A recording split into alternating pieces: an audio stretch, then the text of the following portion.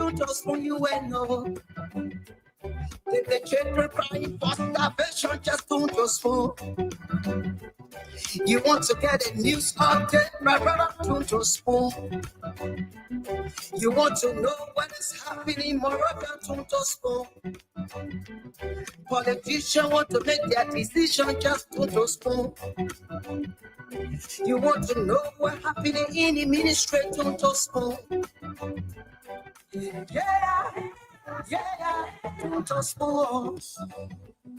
Yeah, don't just for. You from Panama, Maryland, don't just for. Yeah, don't just for. If you eat keep on regular, my brother, don't just for. You got a small TV, you got a small radio, don't just for.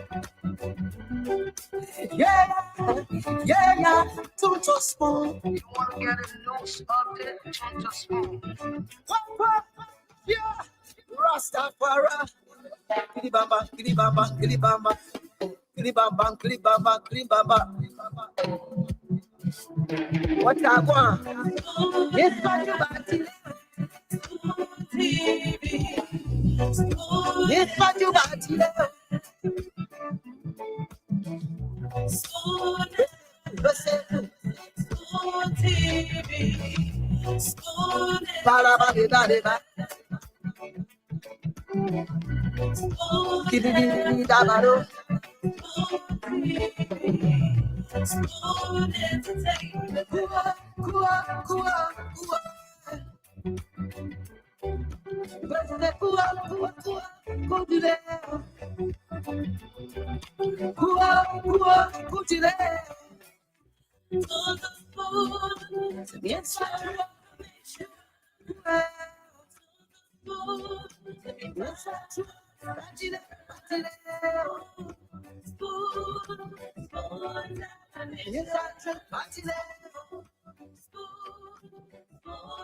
And your boy right at the South Bend, charges on the beat.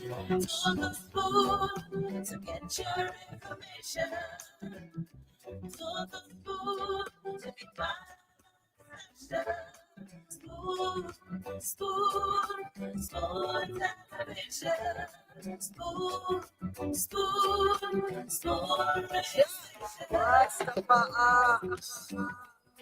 Spoon gonna tell you what is happening in Liberia. Spoon gonna tell you what is happening in Morovia. Spoon gonna tell you what is happening in Africa.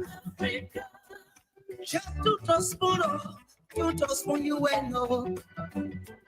If the children crying for starvation, just don't trust spoon. You want to get a news update, my brother, don't trust spoon. You want to know what is happening, moreover, don't trust spoon.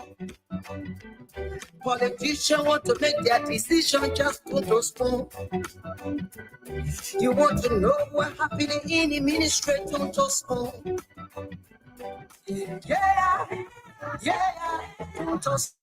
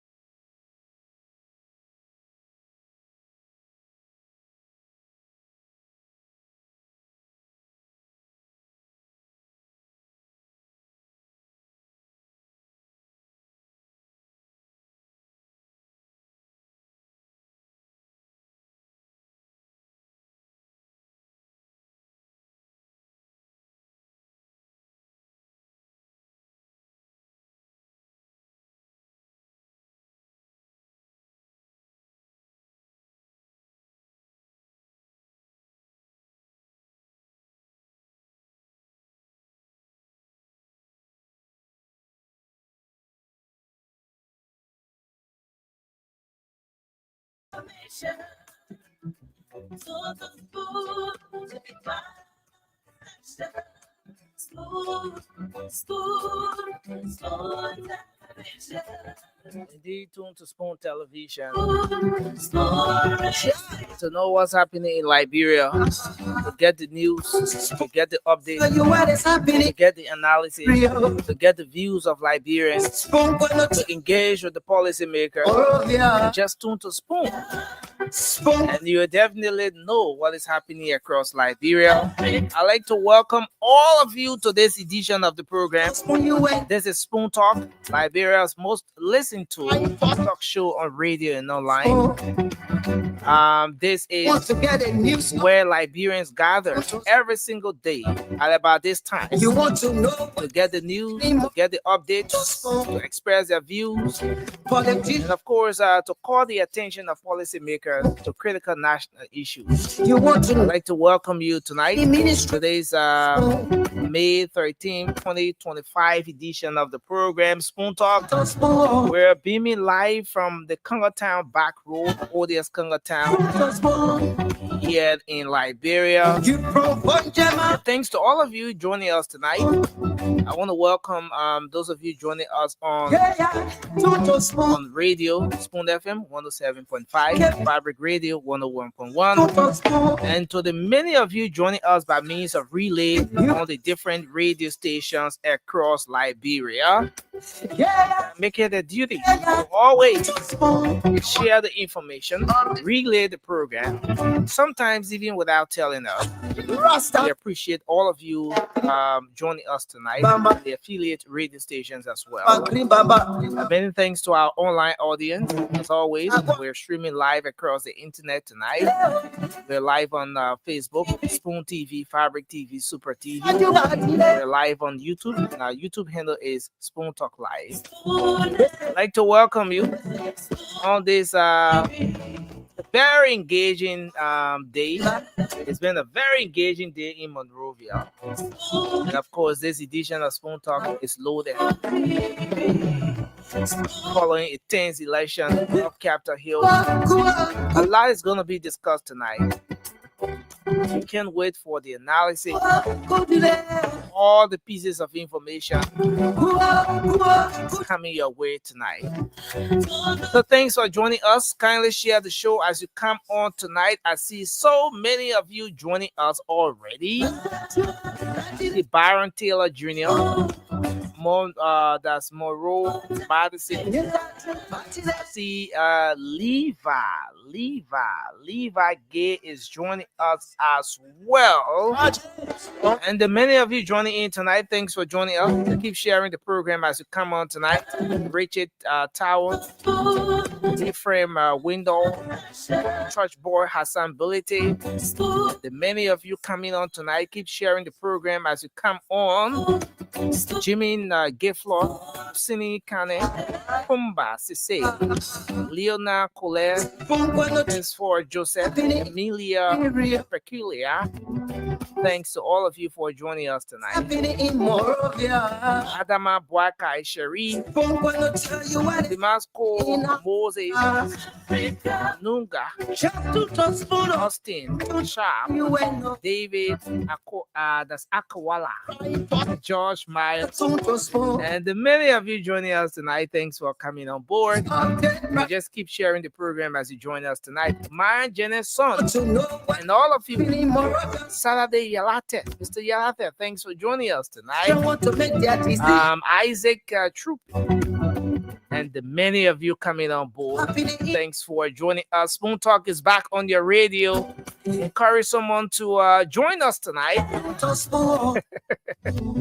It's gonna be a very engaging show tonight, folks. Philip Bala, Mr. Bala, thanks for joining us. Kumak Boli, and all of you coming on tonight.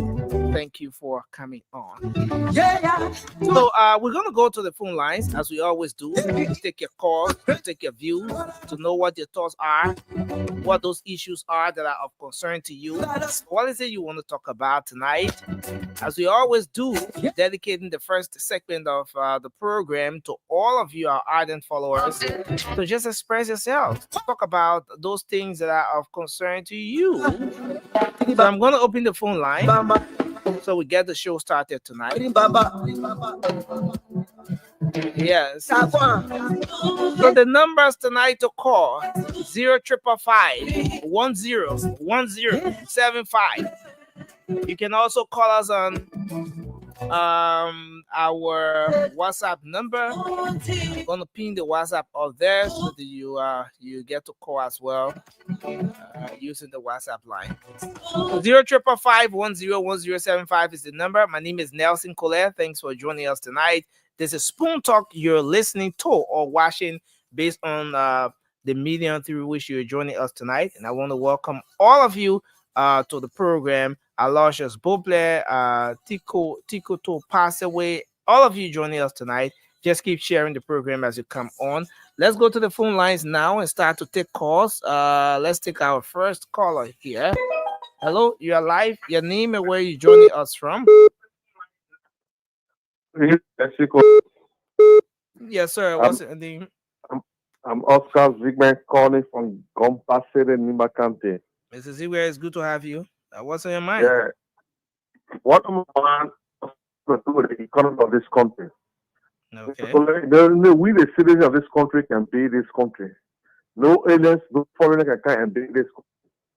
Because we are observed over the years, the aliens have come and taken the economy in their hand. For instance, the business and Liberian people raised selling, the Indians and the Fulanese with the Lebanese are selling this same market.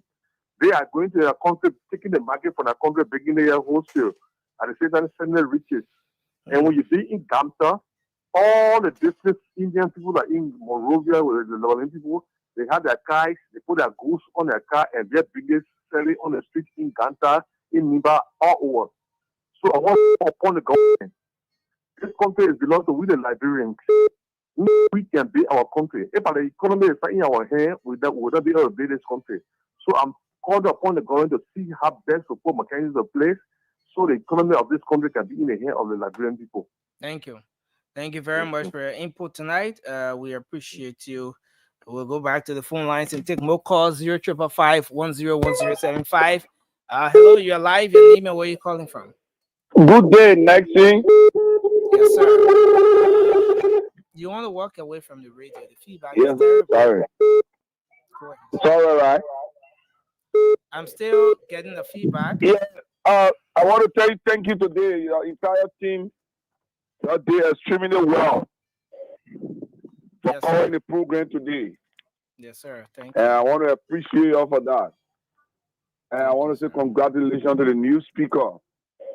And another thing to say is that the mineral water people on Bourgeois Island, you need to check them. Even there are places where they face the water. Most of the places not conducive. Even the cars they use to sell, some of the cars they use on Bourgeois here, it is not correct. So Ministry of Health and those EPA that are responsible, they need to get involved. That's my talking point today. Thank you very much for your input tonight. Let's go back to the phone lines. Take another caller. Hello. Hello. Hello, Nelson. Yes, sir. Your name and where you call from? Nelson, thank you so much. My name is George Moba from GSA Kisi Camp Community. From Kisi Camp. I'm chairman for GSA. Nelson, thank you so much. I appreciate your spoon network. Oh, Nelson, it's on my mind. No, sometimes we talk. But what I want to be listening to sometimes. You see, I can't go and get a call back. Then the other spoon network sorting something. But we some of them confident effort.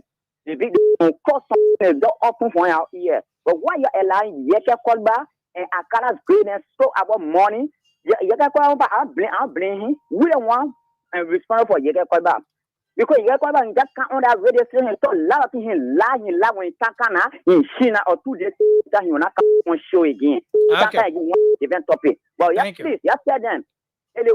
Like come on, you they come together, they sell the analyze. But we look at them one by one. Thank you very much. They get children and they get whoever friend, because we put it in power. We put That's it all in you power. there. Thank you so much. Thank you so much. Thank you, live, for your input. Let's take another person. Hello, you're live. Let's hear you.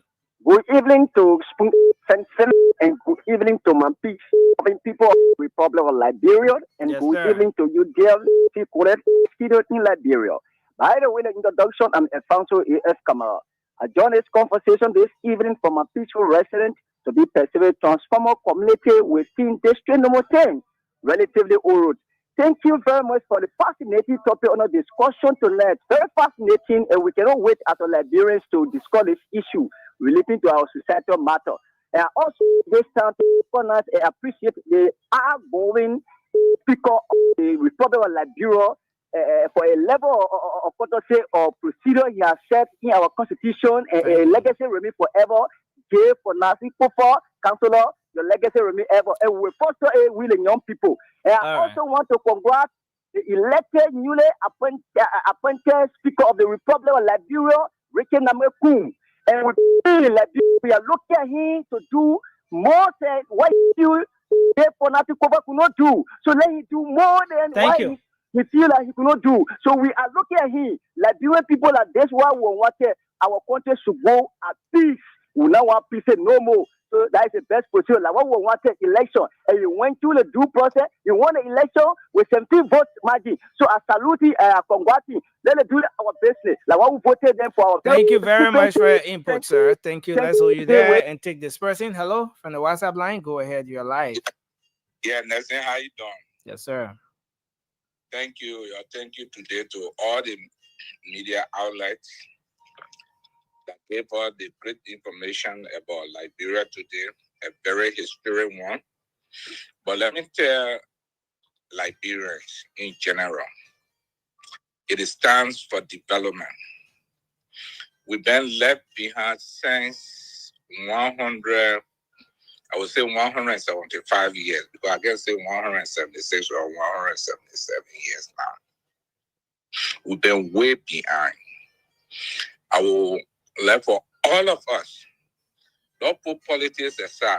When those that we elected, when they do anything wrong, you don't bash at them. Talk to them, they will change. But when it comes to development, look at Ivory Coast, look at Guinea, look at Nigeria that we gave birth to, look at Ghana that we are running to today, that we gave birth to. It is time for all of us. You don't leave politics. I know other people will come on Spoon today and say it's illegal, it's this, it's that. But the only country we all have is Liberia that you cannot protect. Thank you, sir. Thank you very much. All right, let's hold you there. Take another person. 0555-101075 is the number to call. You'll be live. Let's take this person. Hello. Yeah, good evening. Yes, sir. Your name and where you call from? Yeah, nothing there to bother Sabu Raza and phone in from Point 4 to be a Sagi Zimbabwe. Go ahead, sir. No, but doesn't want to. Let me appreciate you for your topic. For your level of work done by the Liberian people. But what is on my mind is about the issue of the speakership election. Nothing what baffles me as a Liberian to see somebody who purported to be speaker and then contesting again as for speakership. Nothing what baffles me as a Liberian. So the question here is, what happened with the case at the Supreme Court now, the re-argument file in the Supreme Court? What happened with that case? What will be the illegal budget that was passed? What will be the principle? All they done in the past. Thank you for having me, Nelson. Thank you. Thank you very much for your input. Hello. Hello. Okay, this person. Hello. Nelson Kola, good evening. Good evening, sir. You're live. Let's hear you. Thank you, my friend and brother. I join you for Electoral District number 9, Mosoro County, as a proper defender, civilized basketball. Nelson, maturity is start at home. But something bad for me in the past that the current president of the country, he and chief it together in our governance, he finds sense of moral integrity, and he can lead the Liberian people. So let us gain the power. Okay. And few here for the people gain the power. But let me say this: a person who knows our government, only a watch.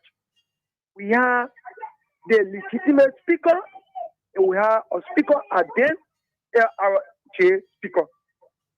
But then it went and far in 6 to 7 months.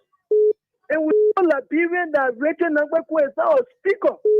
But people in our community, they were frowning at us. But we saw the resignation on yesterday, when Fonati Kopa resigned. The election here today. Then the election here today, we saw Rachel Nagbaku, who is the mayor who people refer to as speaker all around in the community. Why you appear as speaker, then you contest again. So Okay. I rather know for the youth. Thank So you. it means that and then you are going against the law. No, that you are going against the law. Thank you very much. Let's hold you there and take another person. Hello. Your name and where you call from? This is Byron G. Taylor Jr. I'm calling from Providence, Rhode Island. Yeah, Byron, go ahead. Let's hear you.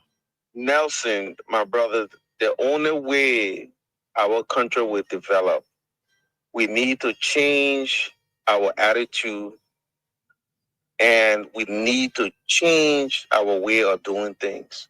We have been doing this for the longest time the same way, having these legislatures and the government official running our budget, doing everything with the budget.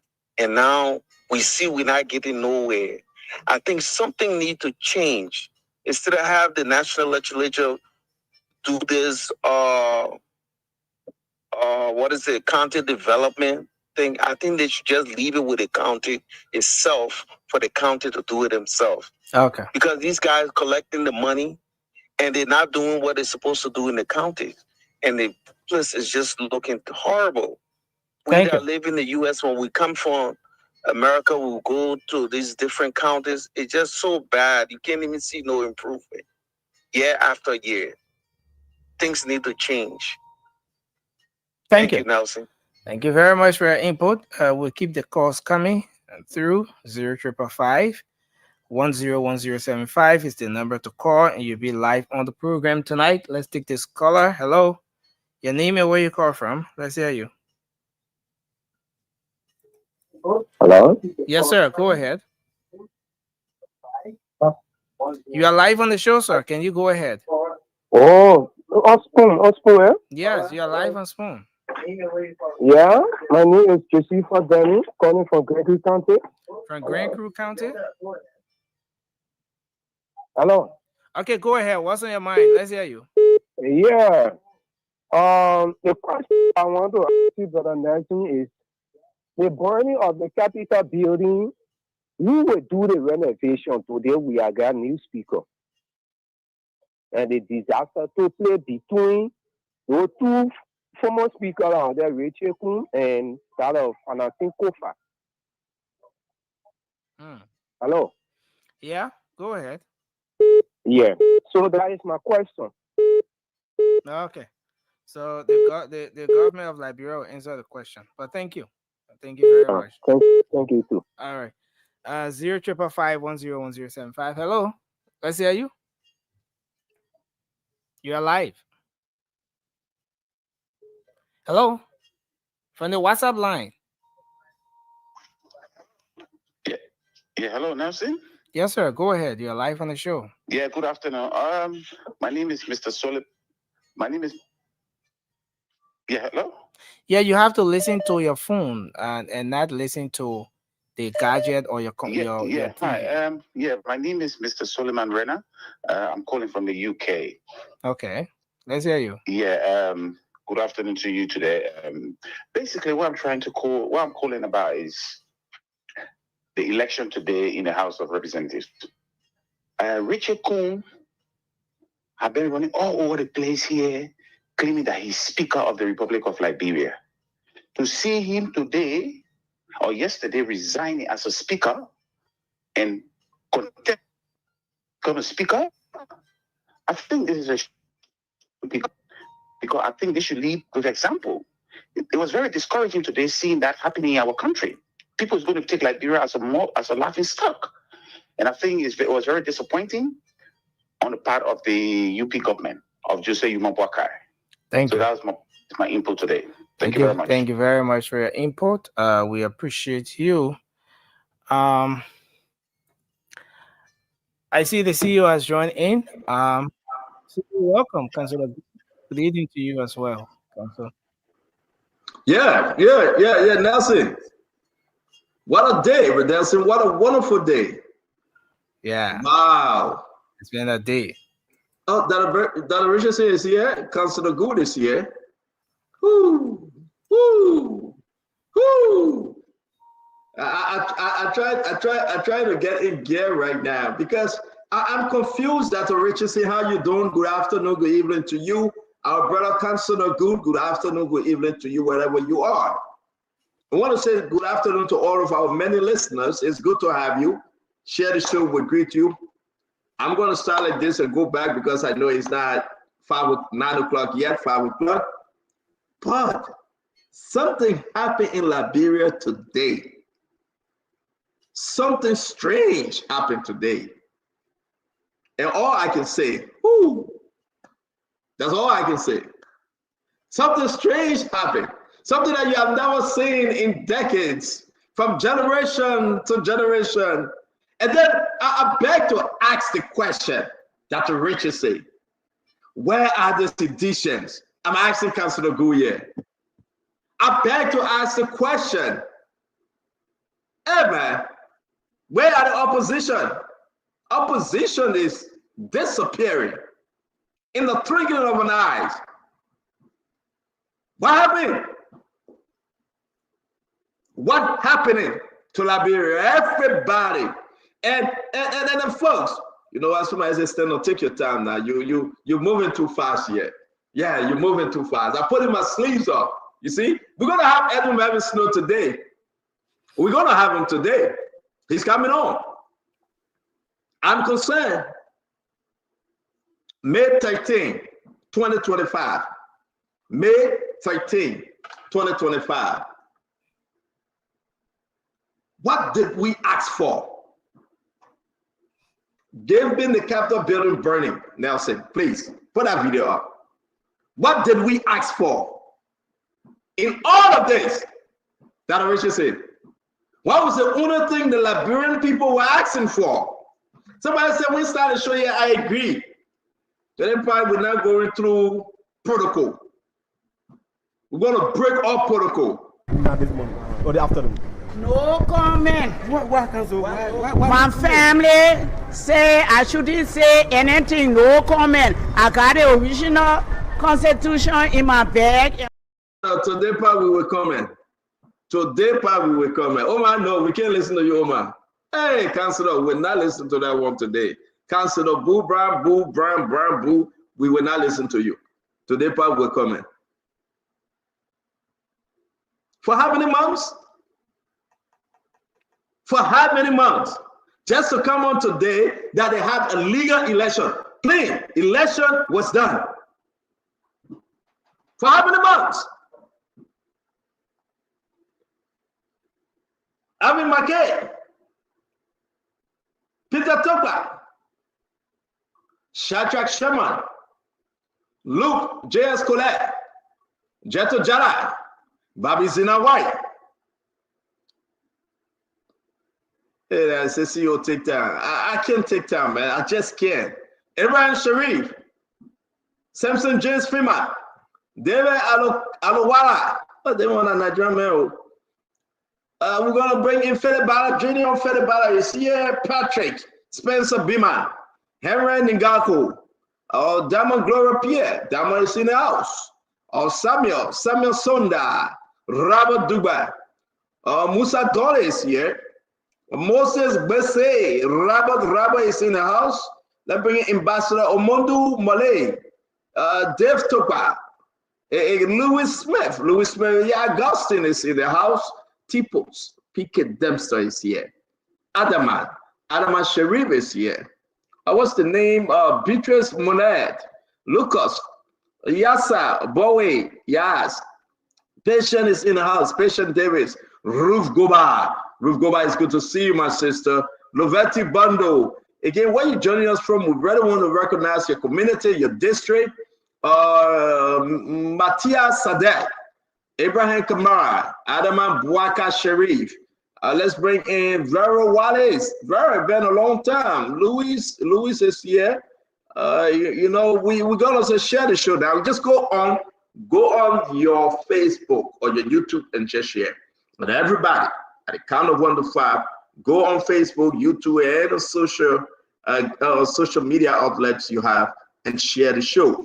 Okay, 1, 2, 3, 4, 5. Share the show. You gotta put it on your page. Share it. Put it on CMC page. That Richardson, you put it there. Share the show. We're gonna ask Fubi Henry to put it on ANC page. Nah, it'll be ANC and Unity Party. And we're gonna ask the councillor to put it on CDC page as well. Councillor, please do. Please put it on CDC page. Because you have CDC on the cover. Councillor Goo. No, man. What did you say? We passed. We're going. I said, can you please share the show, please? No, you said put on CDC page. We passed back. But when we get to you, you will say your own back. Can you please just share the show? I beg. No, but don't just get on. No. Don't just get on the show and just talk the last sentence. You have to understand. Not everybody because No, wait, Councillor. I know what happened in the House of Representatives. It had to you, but wait more now. I know it had to you, but wait more. Yeah, we get to it. I know Richard Kun winning the election, you're not happy, but wait more because you got to me today. So we got to it. So let's move on. Let me recognize our people. If you can share the show, Councillor Goo, please share the show. Please put it on CDC page. That's what I said. Let's bring in Byron Taylor. Oh man, that thing I have Byron. Well, let's bring in Byron Taylor. Fumi, why are you smiling and the councillor is not smiling? Dr. Richardson is smiling, but not all the way too, though. And again, today's show will be crazy. I learned something today. CDC got defeated twice already since they came into being. CMC got defeated twice since they came into being. Let me file my business.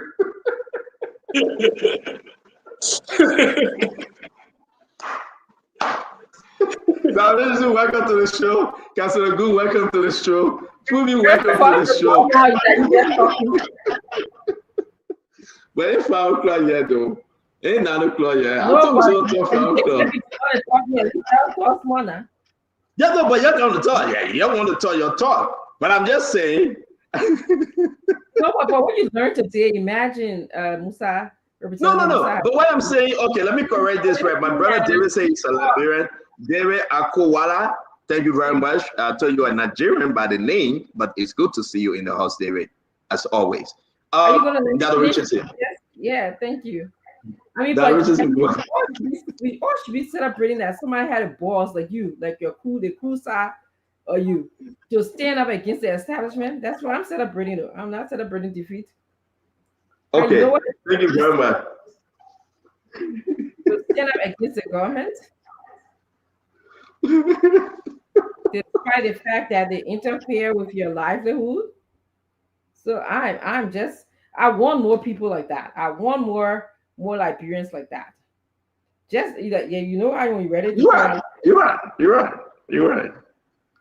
right. I mean, I'm laughing tears running down my eye. Councillor, welcome to the show. Councillor, can you unmute? Welcome, sir. Yeah, thank you. You ready for me to talk now? Welcome, sir. Just briefly. No, I mean, I think we're going to. Thank you for welcoming me. I think we're going to have a very good show. The elections is over. I congratulated Representative Kun on his election. I did on my page. I also sent him a text. Can you send it to us as evidence? Let's see, please. No, the places you can get evidence from, go get it. You don't get it from me. You don't get it from me. and you serve master to get everything bring put chat room. So enter Representative Kuma said chat You history and get you it said from you did it on your page. You said you did it on your page. Can you send it to us? Yeah, it's there. It's there. Go to my page. It's there. But can you send it to me? Go there. I'm not going to send it to you.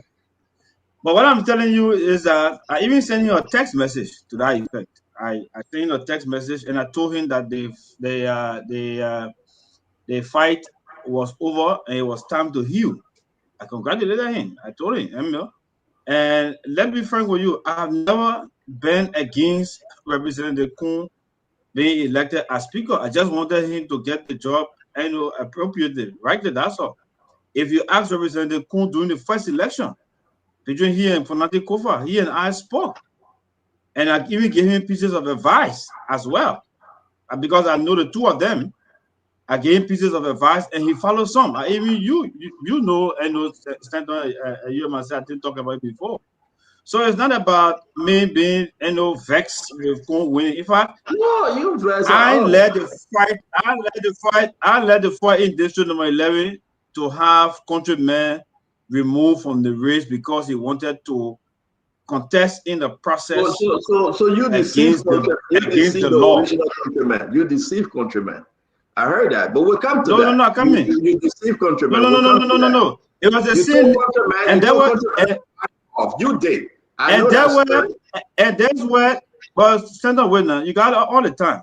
There's where I have problem with Richard Kuhn because we fought against somebody who wanted to be elected through the back door, who wanted to come against the law to contest.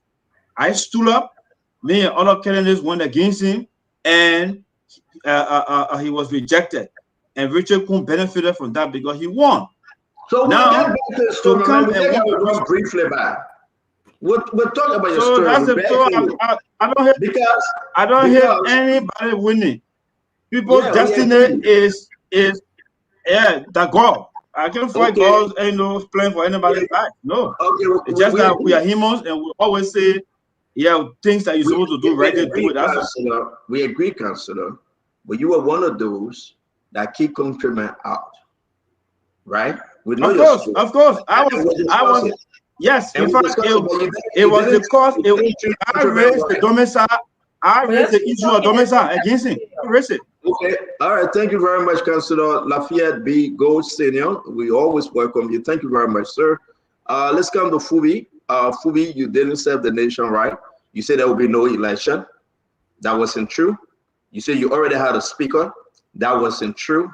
You said Fonati was booted out already. That wasn't true. So we gave you 30 seconds. Thank you for joining us. I did serve the nation right. I disagree. I did serve the nation right.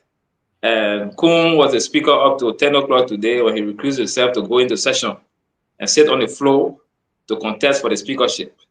Because in the interest of reconciliation and unity, that's why the majority opted. And also the majority didn't want to expose the strategy of opening up for election before the minority capitalized and prepared.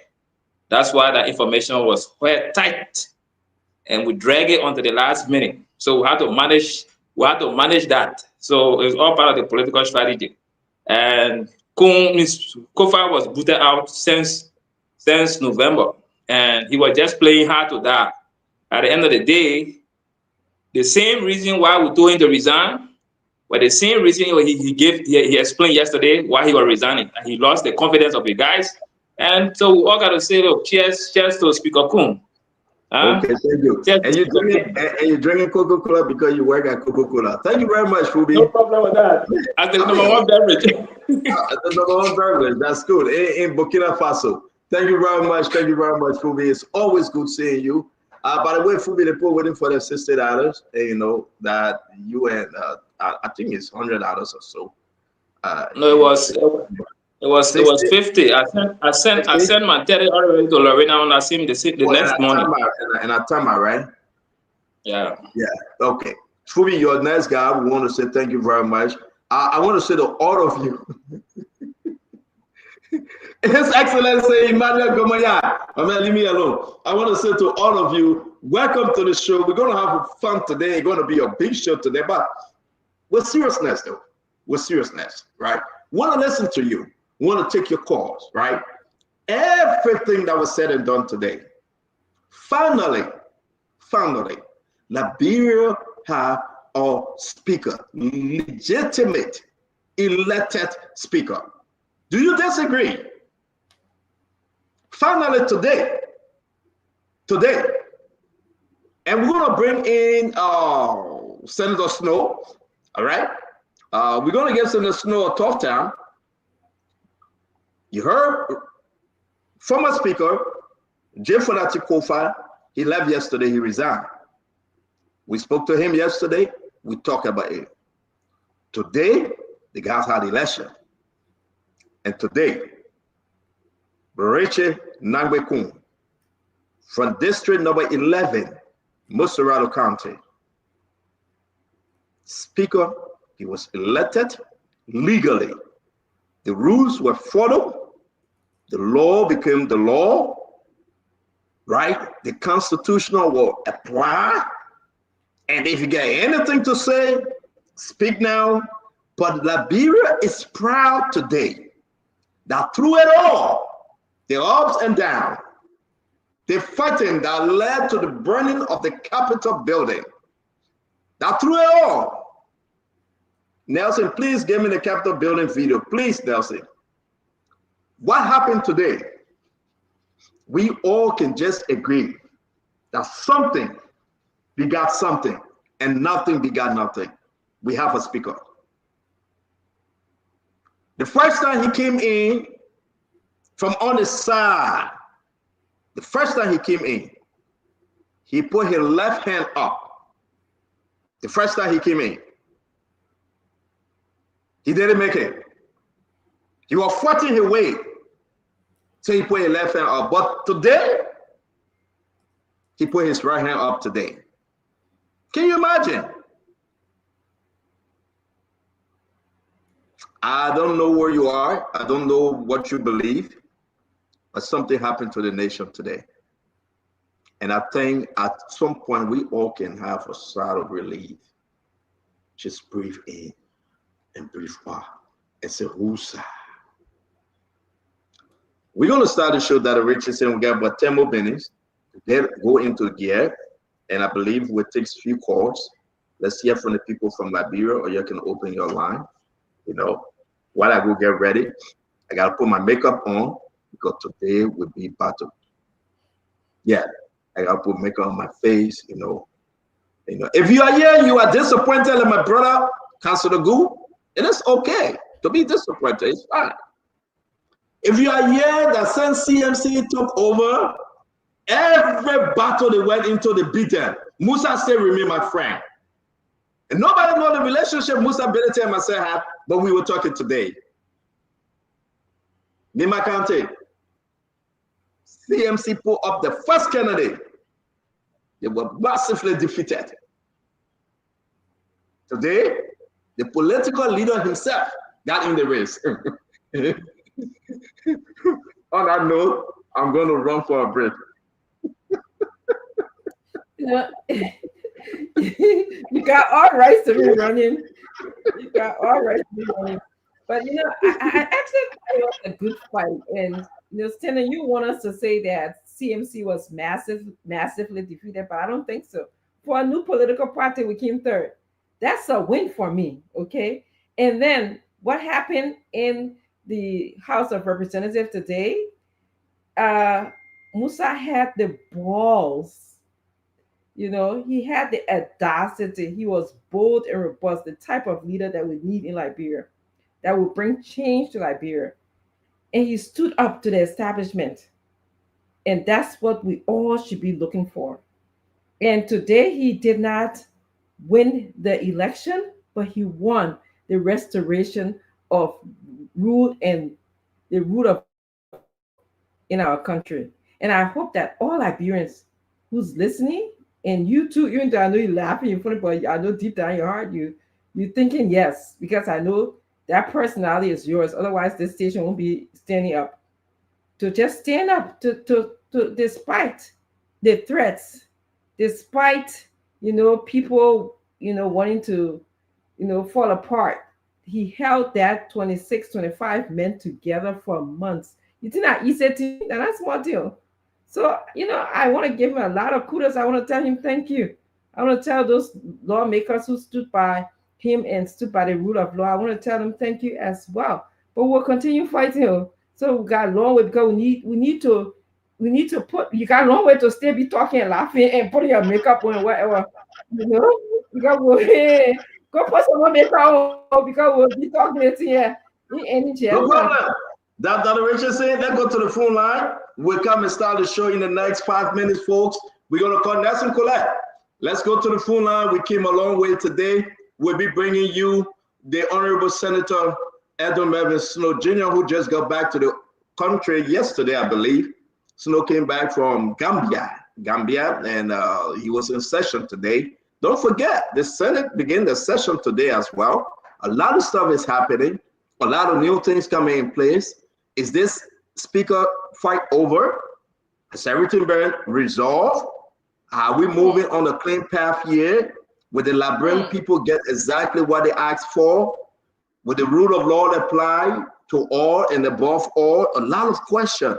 Will the people now return to the community, the district, to do the people's job? These are great conversations coming up. I want to say to all of you, continue to share the show. Let's go back to the phone line. Nelson Colette, please. Sir, 05551011075 is the number. We are taking calls now. Let's see if we can take our first caller here. Hello, you're live. Your name and where you calling from? I'm Edison. Okay, go ahead, sir. Let's hear you quickly. I just want to make two statements, President. Oh, then you We go will sit down. never win election in this country. Never again.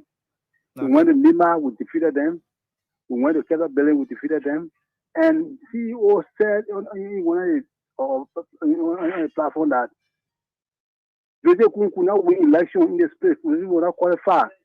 Today, they could prove the CEO for the year that is qualified, is qualified, is qualified. Thank you.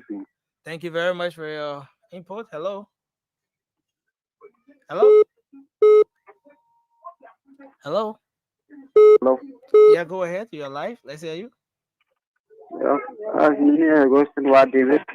The people talk about rule of law. But why is it that the majority black were beating the majority black for suspending them? They should remove the suspension from over them before the vote. That's my question. Thank you very much. Hello. 05551011075. Hello. Can you walk away from your radio, please? Hello. Hello. Yeah, go ahead. Let's hear you. Okay, thank you very much. This is Uncle Kanu. I'm speaking from Fiamma to be specific with here. Okay. I really want to be happy tonight because of the noise I was in the Kettle Building was seized today. And I really want to congratulate the majority black, and they stood by their wall, and today they were successful. I want to bless God for that. Thank you. Thank you very much for your input. Hello, you are live. Let's hear you. Yeah. Okay, thank you, Nelson. Thank you for the show. And for me, I just have a few questions. My name is Samson or Farmer from Hadel. Okay. For me, I don't see anything logical in an election, to be very honest. You cannot have an election within a twinkling of an eye. Musa Assam did extremely well. The majority of black had a lot of camps. They had a lot of members. How will you schedule an election for tomorrow where you know that they may need to lobby to go around some of his colleagues and convince them to join his camp, and then the speaker just resigned to. Hello. Too bad. Your internet is freezing. Let's take another person. Hello. Hello. Yeah, hello. Go ahead. Yeah, I'm Eric Smith. Yeah, Eric, let's hear you. Look, this election today, it was a setup. It was seen that the government already planned. So I don't really know what Mukabele go do. You was to sit down. You was to sit down. The thing was already planned. Okay. There is no need that no one could defeat that man because the executive behind that man. So there is no way that anybody can say, oh, he. Thank you very much, my Thank you brother. very much for your input. Hello. Yeah. Hello. Yes, you are live. Go ahead. Let's hear you. You got me? You are live, sir. Thank you. I guess this is Nelson. Yeah, this is Nelson. You are live on the show. Thank you. This is Pascal Davis from the street. Okay. So I see Mr. Waterstone celebrating that we have won. I don't know what we've won because I mean there are so many questions to ask. We have a speaker, will have to resign his speakership to contest that institution. No, no. Now that we were arguing about the budget, I want the host of the show, even those of the people from the majority, to answer these questions.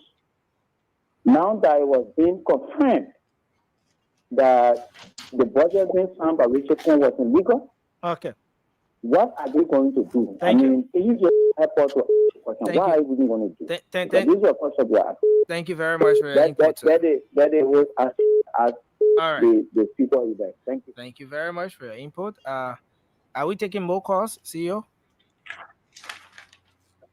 I mean, that's fine, Nelson. Thank you very much.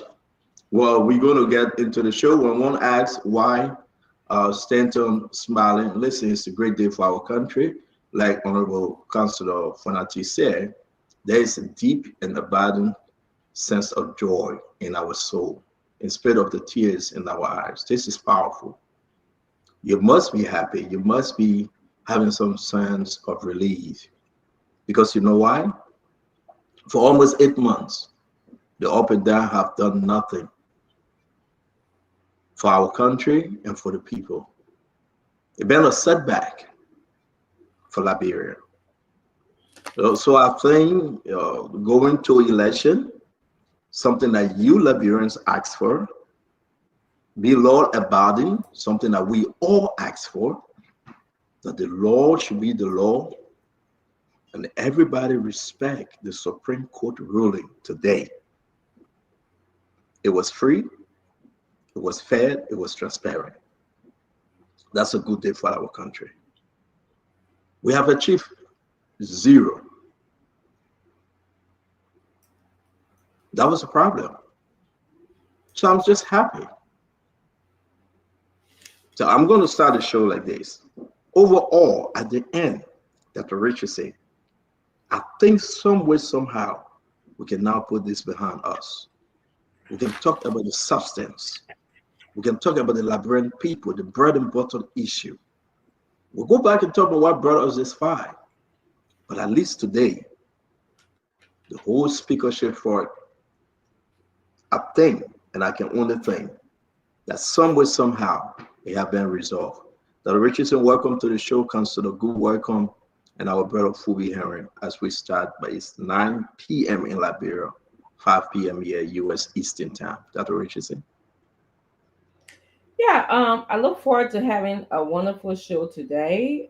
Today, I have mixed emotions. My first is I feel good that the rule of law was restored in our country. I feel good that we had someone in our country that provides hope for standing up to the Buckeyes government. Somebody who has said will no longer have a regime speaker in the name of Richard Cohen, and he stood up to that. I want to encourage all Liberians to stand for what they believe in, stand for the rule of law.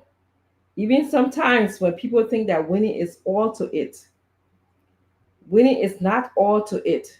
We can win, but then we can lose. I want to say that from now on, I want to urge Liberians, I want to urge all of us to continue get electing people who will look out for the Liberian people, people who will look out for the interests of Liberian people. We don't want a budget to be passed in the House that's not going to highlight the needs of Liberians. They're not going to highlight education. They're not going to highlight healthcare. It will just come through just because you agree with things. We want someone to critically look at that budget.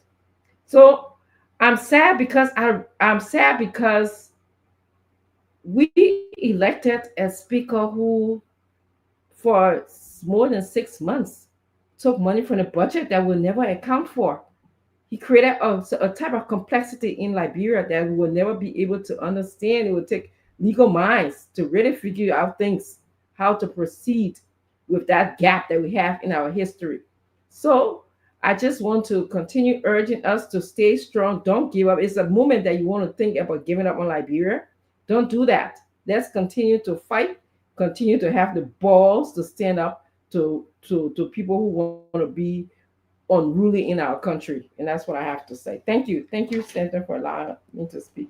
No, thank you, Dr. Richardson. Thanks a lot. Councillor, welcome again. Let's get into gear. Yeah, Stanton, sometimes when we fight, we argue, we raise our voices, and we get to the point where we find a resolution, it's better for us to look ahead instead of looking behind. What is behind is already behind. When there are decisions that will be made to hold people accountable for actions that they took prior to the resolution of a matter, it will definitely end up be done. The same way when we fought war, we went to Accra, we went to different places for peace talk. At the end of the day, we are still pushing for accountability for those who committed, atrocities during the war. Even though when we have peace, we have had elections and we are moving, but yet we are still pushing for accountability. So there will always be a point where if any wrong was done in the past, will be handled. But for now, we have to look ahead and wish for the better. Whatever advice that we will have to give the new leadership, we will have to remain open to give the new leadership advice. Then to start thinking about whether the problem has been actually solved, whether people are still dissatisfied, whether this thing is a time bomb, whether it's hanging, and all of that. We just have to wish, for the best moving forward, because the country is the one that is going to suffer for any negative or any bad governance, that will be exhibited by the leadership of in the House of Representatives. So for me, like I said today, I posted on my page. I said one thing that we can know and say that the process I've taught us is that the Constitution remains supreme. Because if Representative Kuhn had not contested the elections today, it will mean that there's no Constitution any longer. But the fact that they all accepted that what they were doing was wrong, he stepped aside from whatever position that he thought that he had in the past, and he went back, submitted himself to the process. It means that there's still hope that the law is the law, and the Constitution is the guardian, of the principles that we have for our democracy. So I congratulate him. I wish that he brings his friends, his colleagues together. I wish that they can work in the interest of the Liberian people. And like I told him, even in the first election he was running, I said, if you win the elections, for me, I'm here to give you my support. In anything that you have, any expert, opinion that you need on anything, I'll always be available. I'm still making myself available, to his leadership, to ensuring that the Liberian people get what they deserve. But I will not keep talking when there are mistakes. I will not keep criticizing when there's a need to criticize. So let's move ahead. Thank you. Councilor, thank you very much. Thanks a lot. I'm going to bring in Fubi. Fubi, let's hear you for a minute. I see that Senator Snow is in the back. He's the guest for that. We'll be bringing him on shortly. Fubi. Yeah, so look, Liberia will have to move on, whether we like it or not. And like I always said, they probably should have been solved since October, but some guys decided that we're going to drag on. And ignorance of the law is no excuse. So you might see the law and interpret it your own way. It doesn't mean that you're right. And so you don't insult other people for interpreting it the way they understand it. And because that's just the process. For me, I've always stood by the rule of law. But I didn't stand by the rule of law caucus, because the rule of law caucus is different from the rule of law, because they were pushing their selfish interests and comparing to the rule of law. So I always tell people, look, Liberia is one country that we all have, and we have to work towards making Liberia a better place. Whether you like it or not, whether you like Rachel Kuhn or not, Rachel Kuhn is the Speaker of the House. We have to rally and give the support. If you got an issue, at the end of the day, Liberia must move on. For me, that's the most important point. And all the noise that we have made in the past, today, like I always said, only the legislators can solve their problems. The executive cannot solve their problems. The Supreme Court cannot solve their problems. And today, they decided to solve their problems. And that's why we are moving forward. So I want to congratulate Speaker Kuhn and the team. And let's move Liberia forward, and let's support the government in whatever way we can, so that we all benefit. If the government succeeds, all of us will succeed. If the government fails, we all will feel the pinch. Thank you. Thank you very much, Fubi. Ladies and gentlemen, we're going to get into this program. It's very, very important for us to start early. We got a lot to discuss. I want to welcome all of you. Beno Johnson, Vovo Sieman, Jacob Konowa, Solomon Na, Daniel Solontier, Kuba Joanna Sa, Nelly H. K. H. Rival Block, Joseph Kai, Edwin Brutus. We want to welcome all of you. Continue to share the show while we get ready, make Carter, to listen to Edwin Mervyn Snow, the Senator of Bowman County. We're going to talk about this election today, the way forward, then what next. Everything open for business now. The Senate open for business. The House of Representatives got a new speaker. Everything is open. The executive is operating as usual. Now, people are saying different stuff. We heard about the 63 million euro that is coming. It's coming for what? In the country, is it a grant? Is it a loan? We're going to get into that. Well, is it enough? Why all this grant? Why all this loan? But again, we'll discuss these different information today. But all road today, all road led to the Capitol building. It's right. Everything was about the Capitol building. So I'm glad to say, let me bring in the honorable himself, Senator Edwin Mervyn Snow Jr. Welcome to the show from Bowman County. Welcome, sir. How you doing today? Can you please unmute? Sorry, Stanton. Thank you. So let me start first with Fabian Henry's rather, and let me say thank you for being a part of this show, and of course my own friend and junior brother, Councilor Gu, one who I have immense respect for. I'm happy to be sharing this platform with you tonight. Then comes my own darling sister, Dr. Richardson. Richardson, good evening. I'm happy to share this platform with you. But why you got that Richardson and you're choking? Wow. I'll trust it, that's why. Oh, okay. And, that's a Freudian slip right there. Hey, Glennie, how you? And Glennie, my big sister, Glennie, how are you? I would like to be on the show with you. It's a pleasure being here with Hello, you. Senator. And of course, good evening, Stanton. I'm happy. Thanks for the invite. You are quite welcome. Don't forget now, we're going to have Abraham Darrow still on this week. The man promised last week, he said he couldn't do it. He promised it again this week. I say, if you can't do it, then we'll have to keep Glennie out of the show. Because that Glennie passed her brother, you know? So you cannot promise us, but anyway, he was engaged, but he'll be back this week. We're going to also have the chief of staff to the former president, George Mano. We are usually not on this show as well this week. We got a full jam schedule. We're going to squeeze in maybe if the CMC political leader, the man that was defeated today by Richard Cornellau, we will bring him on, the Honorable Musa Hassan Berete. Yesterday was a great day on Spontor. We were pleased to receive yesterday the former Speaker, Councillor J. Fonati Kofa. He said a lot. And today we are here with Senator Edwin Melvin Snow Jr. Now, who's the senior? May his soul rest in peace. We want to let that one be. We want to say Happy Mother's Day to your mother, my own Oma. It's belated, but we wish her well. Again, we want to say to all of you, let's have a great, great show. Senator, welcome again.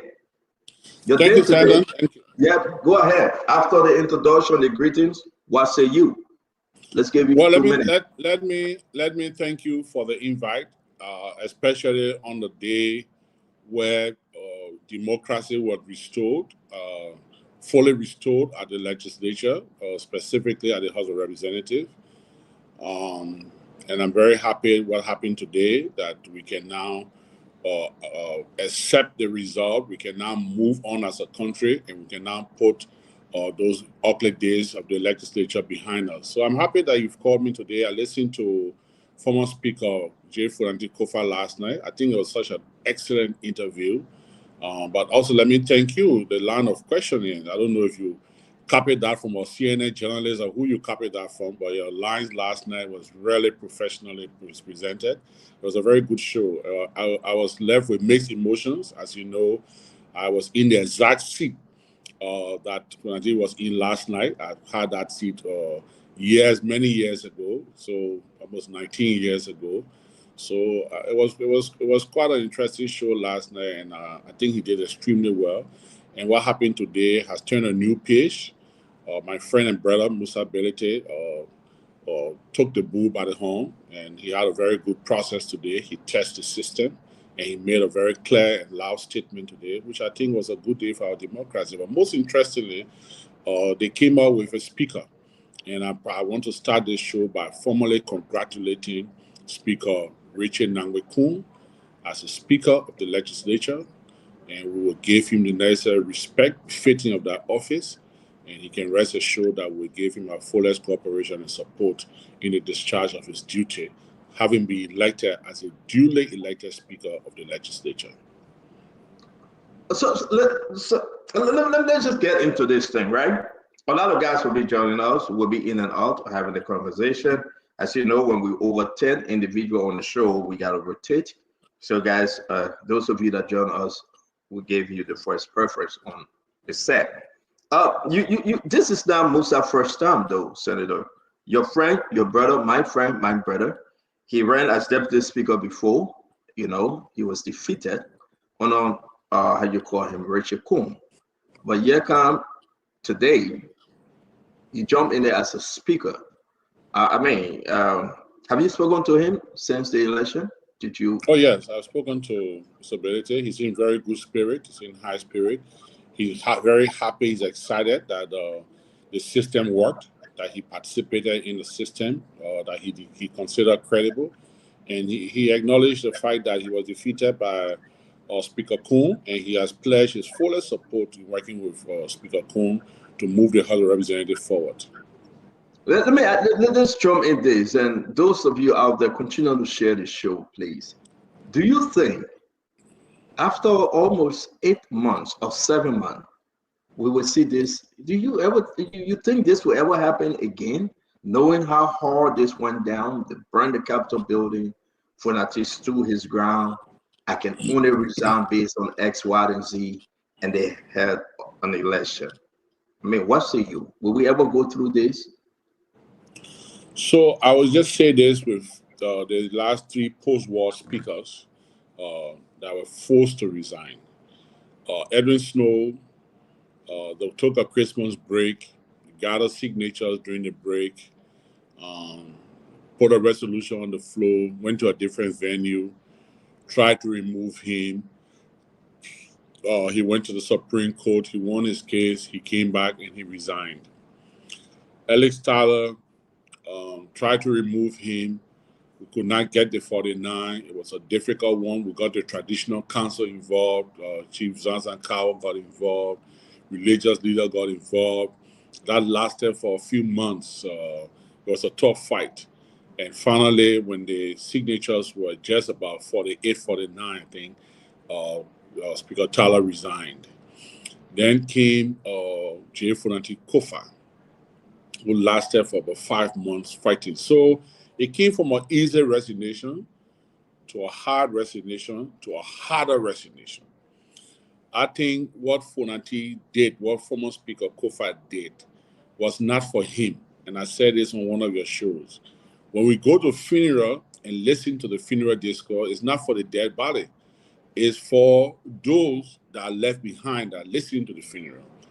Tomorrow morning, if a group of representatives now decide that they want to move Speaker Richard Kuhn as Speaker, they will know that the procedure is to get 49 members of the House of Representatives, conduct a due process, and then move him legally.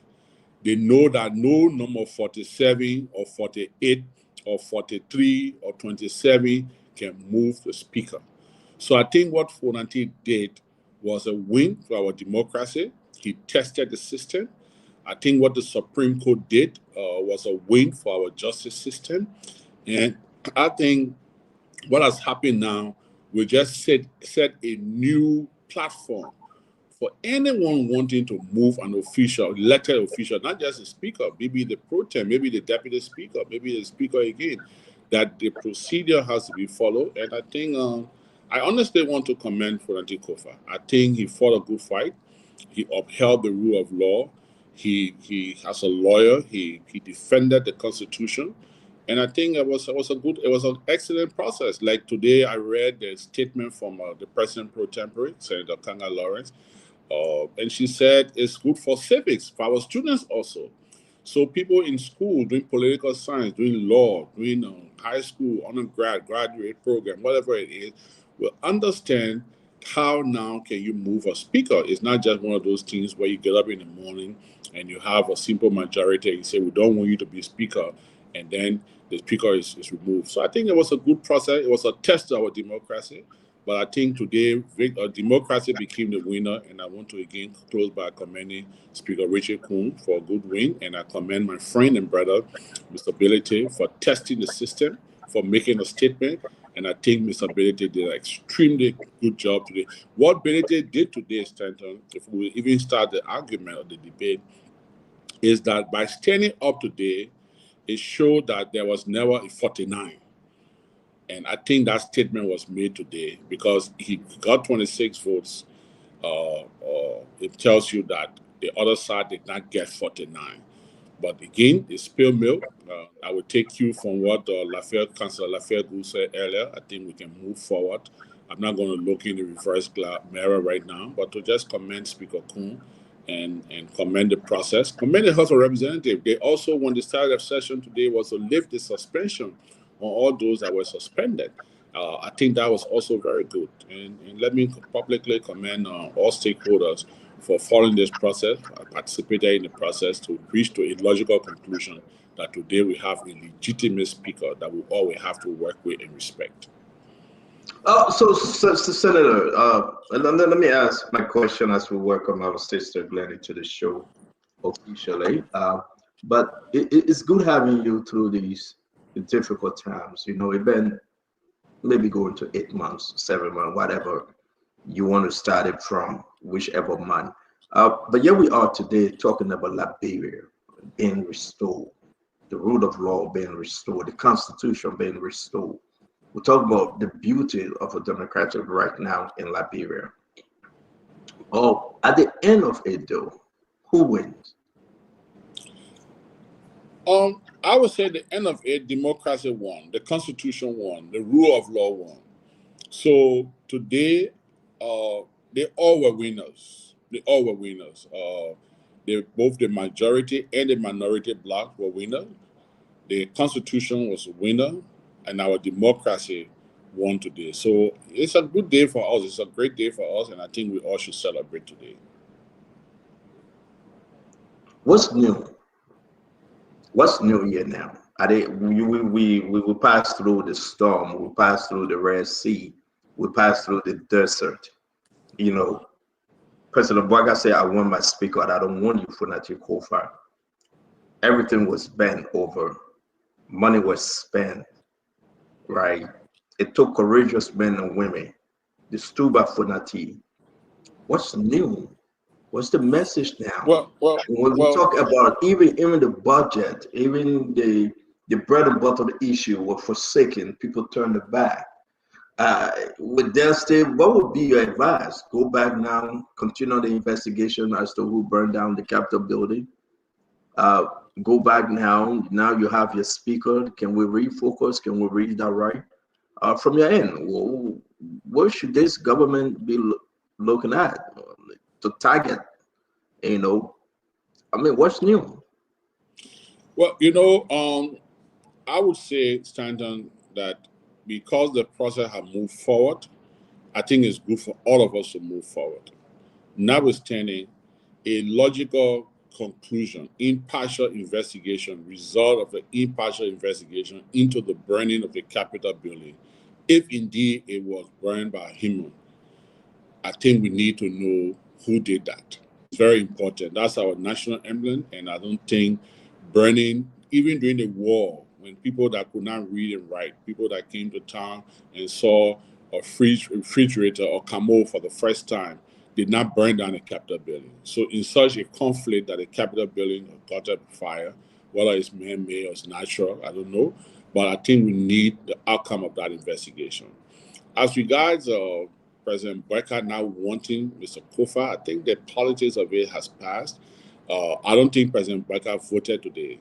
Yes, any president will want the partisan as head of the legislature or other house of the legislature. So if the Unity Party wanted it and the opposition community led by the CDC could not muster enough courage or votes to retain the seat, then it's quite unfortunate. You cannot blame the Unity Party for this, and I'm going to be fair about that. You cannot blame them. They wanted a speakership.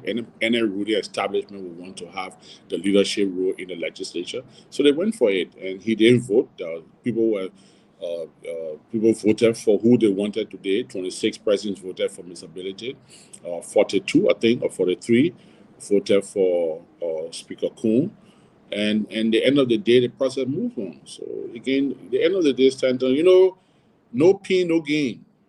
This thing we said called democracy, sometimes you have to go through the fire, you have to be processed.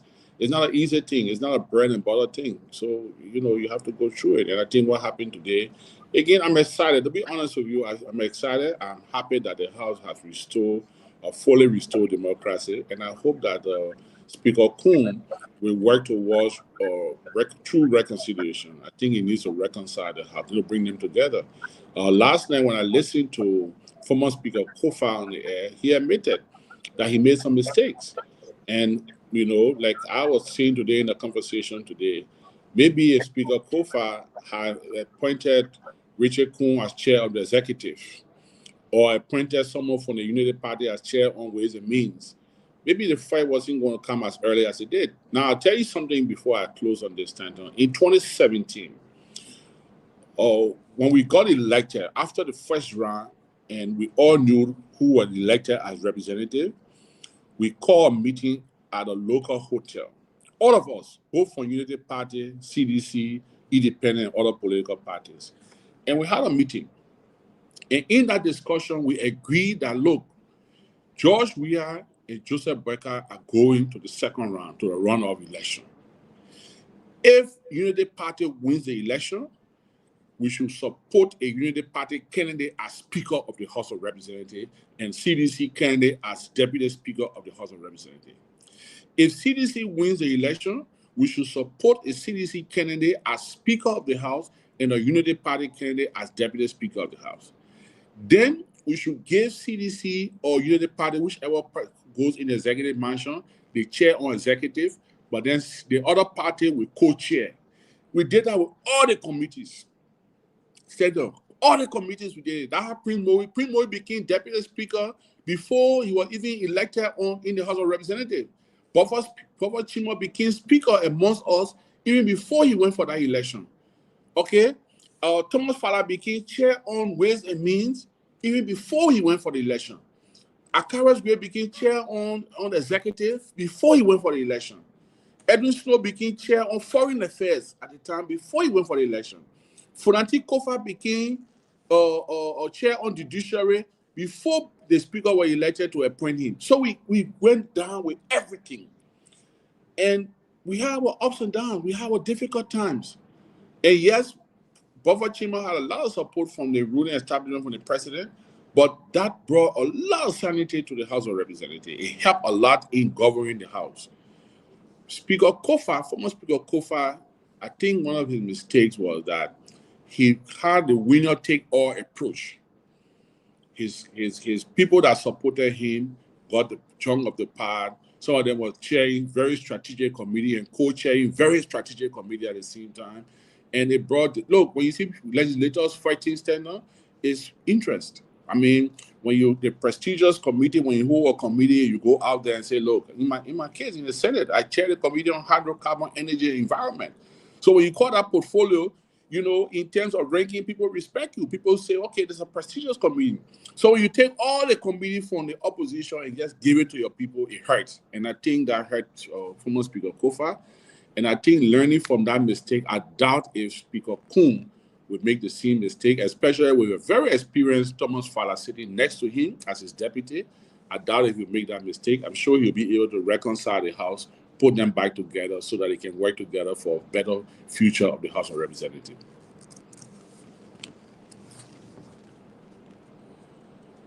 Should I continue talking? Yeah, continue talking because I don't know where to send to whatever. Maybe you wanted us to ask questions. Are you open to us asking you questions? I can give you my first question. Maybe it's time to call from the UP people, then go say something. All right, coming for you. I will not get involved in that. But let me just ask you that. I will just proceed by asking you questions then. So I'm going to ask you, what are your thoughts about how our country can resolve the actions that Kuhn took when he was impersonating the role of a speaker? I know you want to move on, but there's a gap there that Liberia has to address somehow. And what are your thoughts about that? You know, that originally saying the legislature is a political theater. We don't run the legislature by exact science. Sometimes in the legislature, 1 + 1 may not be 2. You know, it's a political theater, and you shake the table. You know, the Nigerian men say you shake tables in the legislature. The legislature also have quasi-judicial powers. The legislature can prescribe its own rules. The legislature has a lot of power. You know, sometimes, and I think the crafter of our constitution or the architect of democracy smartly decided that with the amount of power that in this branch, we should not give that power to one person. Like in the executive power is with the president. In the legislature, the power is divided by 103 persons. So the legislature can do a lot of things. A lot of things can be done.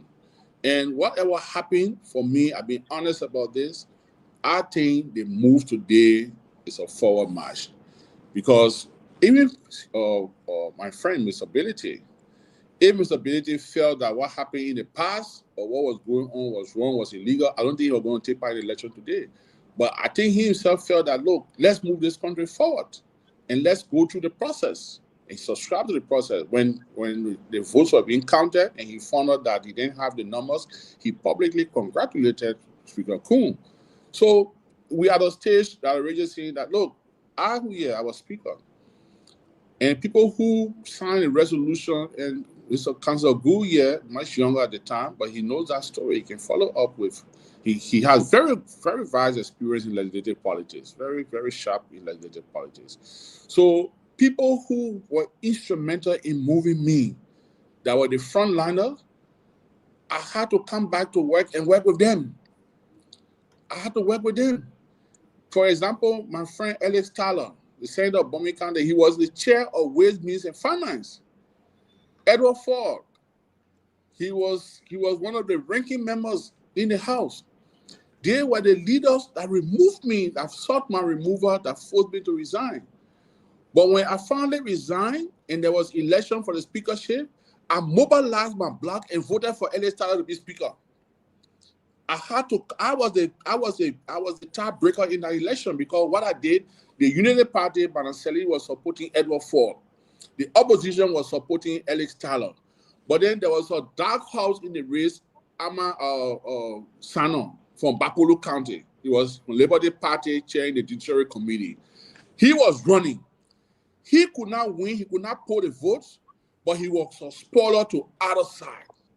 So I had to move in there, talk to some of the folks from the United Party. May his soul rest in peace. Councillor Bromsky was very instrumental. We got the Labour Party folks to speak to him and saw Tyler as an opposition candidate. So he left the race and we moved in the hall. It was my first time going back in the hall, but it was at a conference center. We moved in the house. I walked to Alex Tyler, lifted his hand, endorsed him, and Tyler beat Edward Ford in his election. So those things, and I would have said, these are people who sought my removal. These are people who signed the resolution. I'm not going to speak to them again, but it's not personal. Dr. Ray just saying that you are a professor.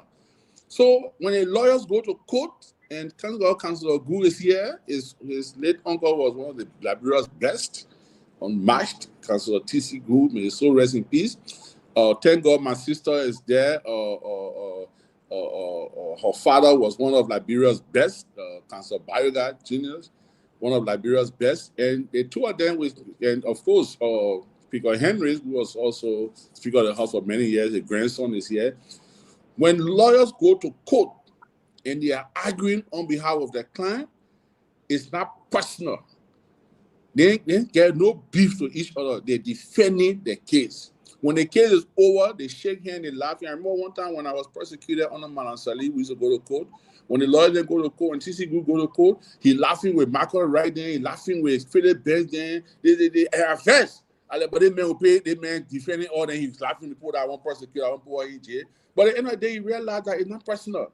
So what happens in the House of Representatives, today you can be the, I tell my Carol's on the show now, you can fight on a particular issue today, and tomorrow your interests will align on something else, you're laughing and joking, like nothing ever happened.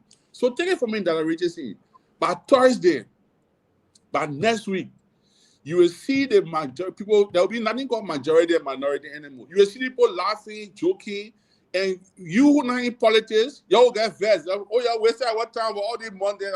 Those are, today, for example, who nominated Richard Coombe? Imari Dan. Imari Dan was member of the minority black. Imari Dan was chairman on executive. He was removed from that committee, but he nominated Richard Coombe today. Imari Dan a few weeks ago declared the majority black as illegal, as going against the rule of law. But today, he voted for them by the fact that he nominated the man and showed he voted for him. And that's how legislative politics is. So again, the Richardson, this thing is behind us. I mean, for me, there should be no bad blood here. Whatever happened in the past has happened. They went through a political process, and the process moved on. Two things. One, I think former Speaker Kofa made a brilliant show last night. I really respected him with his show last night. Second thing today, Mr. Belete fought for democracy. He made a very strong point. Even in his defeat, he showed to the world that there was no 49 signature or 49 person to move Kofa. So the number 49 never came to pass. During the fight, everything, when people, number 49 were being challenged, we all challenged 49. Today in the election, we still did not see 49. But now it's standing, it's behind us. So whatever happened has happened. Let's move the process forward. Let's congratulate Chico Coon. Let's congratulate Mr. Belete. Second question. I guess you're telling the Liberian people to leave their own to God, whatever it is, which is something that we do very frequently in our country, and sometimes we lose sight of accountability. I understand what you're saying, but I also am very big on people being accountable for their behavior. I think it serves as a teachable moment for us. My second question to you is that what do you look forward to in terms of the House of Representatives improving the lives of Liberians, such as improving healthcare, education, job creation? Now that you guys are saying they should move forward, or we should move forward, as a senator, what do you look forward to in terms of that institution improving the lives of Liberians? Because ultimately, for me, that's what's important. Well, the radio thing is not just this is not just for the House of Representatives, it's for the legislature, and I happen to be a part of that process or that body. I think we are all under the microscope, and that is why, you know, if you go on social media, you go other places, the politicians that are hit the hardest are members of the legislature. They critique, people are critiquing us, people are watching all of our steps, people are very critical of us because we are the people's deputy.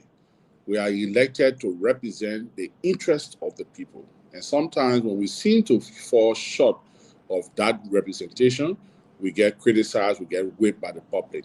So that the House of Representatives has unified, that the House of Representatives now have a proper speaker, that Speaker Kofa resigned with dignity, standing for democracy. And today he participated in the election. And I will publicly, you know, the original thing, you won't believe it, but Kodadi Kofa and I were not friends. You know, I've been to his house one time. I went there looking for Eugene Nangwe. He don't know my house. We're not buddies. So what I was doing, I was not doing it because he's my friend. But equally so, he's not my enemy, don't get me wrong. But I'm not saying he's not friend, not my buddy. Like I would say Musa myself or something like that. But we were fighting in the interest of democracy to uphold our constitutional values. That's what we fought for. Today, they have told us that we're done with it. We want to move Liberia forward. So we all should respect that process. And when you say, Leo, oh my God, no, I don't agree with you, there are certain things that, you know, like I tell people, you can't choose your relative. You can choose a friend, but you can't choose a relative. Your relative is a relative. So that house, the legislature, the power that the legislature has, if one man had that power, trust me, that differently will be talking about. So they have moved, they have decided to move forward. They got together today and said, let's go for election. Now, thank you, Honorable Snow. All along, Mr. Kun was seen as a speaker.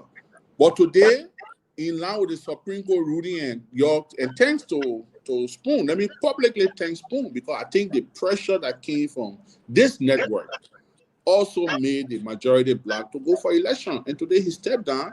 The session was presided over by a veteran legislator, Honorable Thomas Fala, and there was election, and Mr. Kun won the election, and he should be respected as a speaker.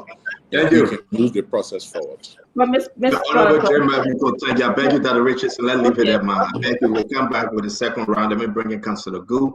Then we'll go to Fubi, then we'll bring in our sister Glennie. Dr. Bopla, welcome to the show. And the Honorable Akaris Mosi, great welcome. Councilor, your two questions, please. Yes, sir. Senator, good evening. Been a while. Good evening, sir. Thank yes, you. How you been? Yeah. Cool.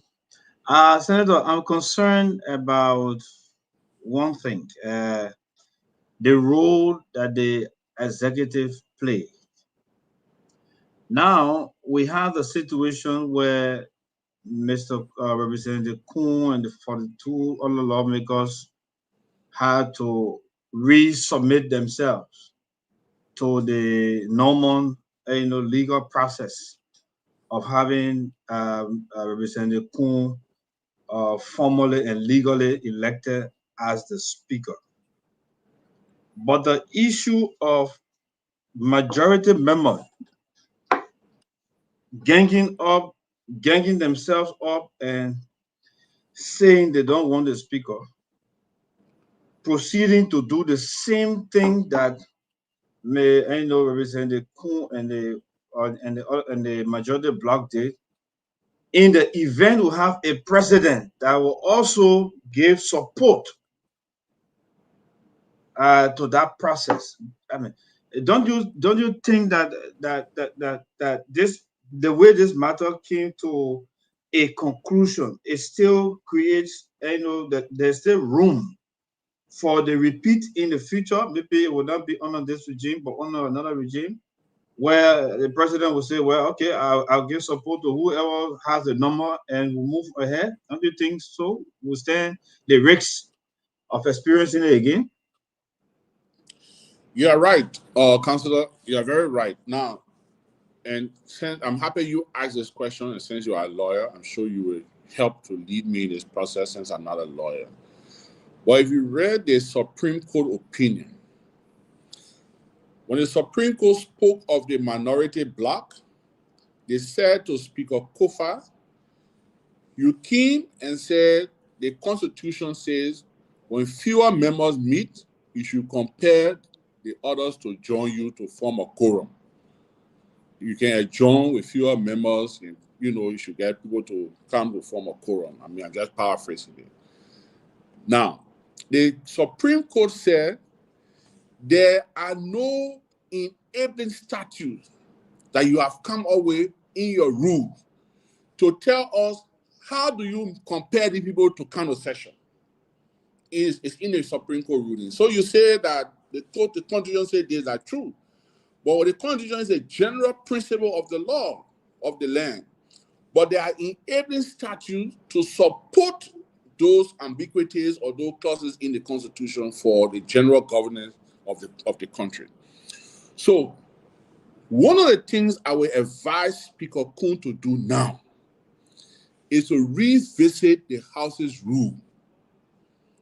He needs to visit the rule and let the rule clearly state now on the procedure for removal and what constitutes quorum and what constitutes that they have to, any speaker now should look at it with all biases or anything. Set up a small team, get some good lawyers to work with your judicial committee and revisit the rules. So that you now talk about what constitutes quorum in the absence of the speaker, if you won't move the speaker, let the rule be clear. My late father told me something. He said, when people are happy, when you're in a good mood, that when you should sign paper. Not when you vex. And that is why when people when they born you and everybody rejoicing, they get birth certificate to show that you were born on this day. Even though everybody being happy, but they still want evidence by birth certificate. When you graduate, they still have big party, but you get your degree. So right now, that all of them happy, all of them rejoicing, they get majority, minority, everybody working together now. They have election. They need to take a retreat. That'll be my advice to them. Go on a retreat and visit the rules. Get a lawyer to put some rules together to safeguard the process for the future. Thank you, Honorable Snow. Are you done, Councillor? You have another question? No, this is just a comment. Representative Snow, let me say, Senator Snow, let me just say thanks. I think you play a very good role in this process as well. And let it not be seen that those who were speaking for the right thing to be done and didn't understand legislative politics in terms of the number game. We understood it very well, but we were cognizant of the law. For somebody to be a speaker, it has to be members of the House of Representatives to decide that. To remove the person, it has to be the same people. But when the Constitution sets forth a condition that you must meet, and you don't meet that condition, then therefore now we say no, go back and meet the condition. But we understood the process. We knew that the number and game works in legislature. Thank you. And I knew from day one that Speaker Kofa appeared on spoon. The first day he came from room, he appeared on spoon. I knew he was done. Thank you. So yeah, we'll move forward. Thank you. Thank you very much, Councillor. Glennie, let's hear you and we'll go to Phoebe. Glennie, welcome to the show. Hello, everybody. It's good to be here. Senator Snow, it's good to be here with you. Today, I'd like to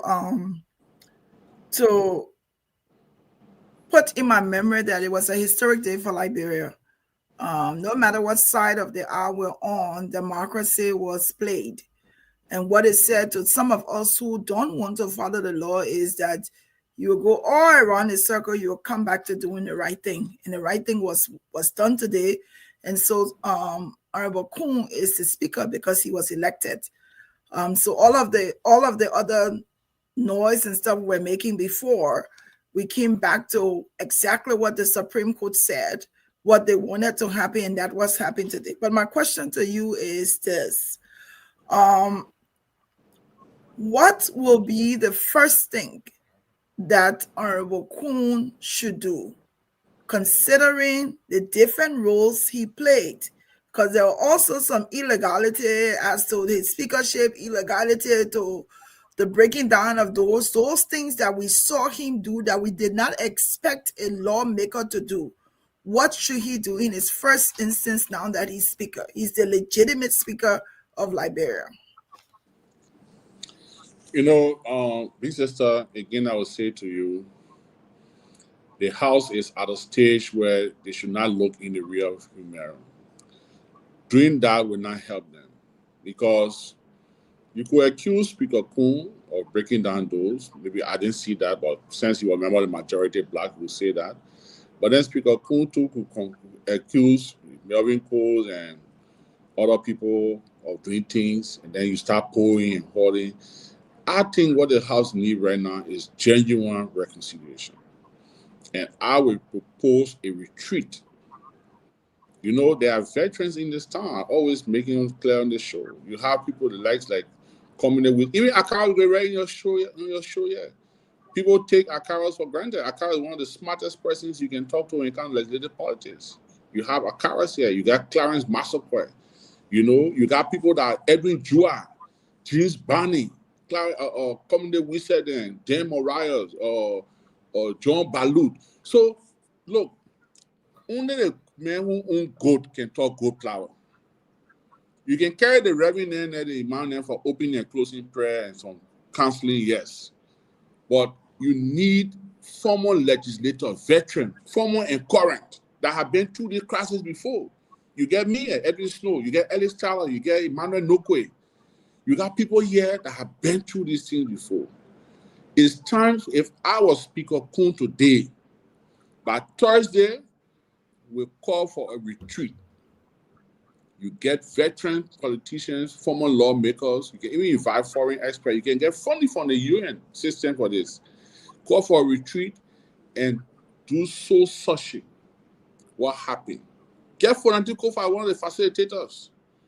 Let Fonanti go, they can have a closed door session where Fonanti can even tell them some of the mistakes he made, or some of them can tell him the mistakes, you know, they felt he made. He can tell them how he feels about it. Look, my sister, until they can take it, you see Akara's there? Ask him. How many times he must have fought in that house? But he was one of my best friends there. When I agree with him, he said, I disagree with you. When you tell him something, he said, take it back. He said, I can't take it back. But it's not personal. So my thing is, my sister, until the House, we can see the House going for a retreat to have genuine reconciliation. Because tomorrow, you don't want Speaker Kuhn to start saying, oh, you are part of the 26, I voted for Musa Berete, so I will sideline you. You were this. Because, sister, 26, by the time you start holding another 5 from there and whatnot, then current issues start coming again, then you'll start seeing things. And we don't need it. We wasted almost a whole year. So I think reconciliation should be the way out for a way forward for the House of Representatives and the legislature. Thank you, Snow. Thank you very much. And I'm seeing, stand on 1 minute. I'm seeing the legislature because in this fight, it was a fight of the House of Representatives, but the Senate was equally divided. There were senators who we'll come to that, Senator. We have many. I want to squeeze everybody 2 questions in the first round, please. I know you guys trying to go after Youngly, but we'll discuss that later. Then you got your second question? Yes, I got a second question. So considering that we had elections today, with the House, there were elections held today. A legitimate speaker is now in control. What is supposed to happen during the illegitimate time when committees heads were changed? What is supposed to happen with those temporary people who were acting illegally for committees now that we have a legitimate speaker? Again, you know, I see it as an entrapment, but I will try not to fall into this one. I think the House have moved forward. You know, these things happen. The legislature has quasi-judicial powers. The legislature has a lot of things that they can do and undo. The legislature can checkmate itself. You know, it's a branch of government that has the power to checkmate itself. You know, and trust me, going in the past won't help either side. Going in the past won't help Speaker Kun. Going in the past won't help former members of the minority bloc. My thing is genuine reconciliation. They gotta move the process forward. Close the chapter, turn a new page, move the process. Now, Speaker Kun, for example, like this morning, I'll tell you something that happened this morning. I was going to work and this convoy came and passed by me. I was in the traffic. Then my driver said, "Oh, the Deputy Speaker fella going." So I said, "Well, join the convoy." So I called him. I said, "Mr. Deputy Speaker, no, I said, Mr. Acting Speaker in your convoy." He said, "Yeah, loud. We're beating your friend today." And we started laughing, talking. But he was supporting a candidate. I was on the other side. And we laugh and talk about it. Then he said to me, "Look, big brother, I'm happy that we're going to put this thing behind us today. We have election, we open everything, we reconcile the house." And everything he told me on the phone, they did it. So I think instead of us going now to go where there is no goal, let's go for progress. Let's reconcile the legislature, let's reconcile the House of Representatives, and let's move the country forward. Thank you very much, promised Senator, soon to be Riverside Senator. Thank you very much, my friend. Let's bring in. I can't be president and talk about senator. Okay. I mean, you want to forget a rotation here. Who's next? Oh, Fubi, that's you. Thank you, Fubi. Let's come to you. Yeah, so good evening, Senator Snow. I think you actually made my day on a lot of the points that you made. And because we keep saying some of the same thing on the show, that politics is not about your personal feelings. Because you will be enemies with your neighbor while the politician knocking glasses and drinking and making fun. Because you took it very personal when they were just playing the regular politics. And like you said, everybody in the house, they were pushing their own interests. So because of interest, they align on different sides. At the end of the day, the most important thing, like I always said, it is only the legislature that can solve the legislature problem. The executive will not do anything. The judiciary will not do anything until the lawmakers themselves decide that, look, this is what we want. And today, they made that decision that this is what we want to move forward.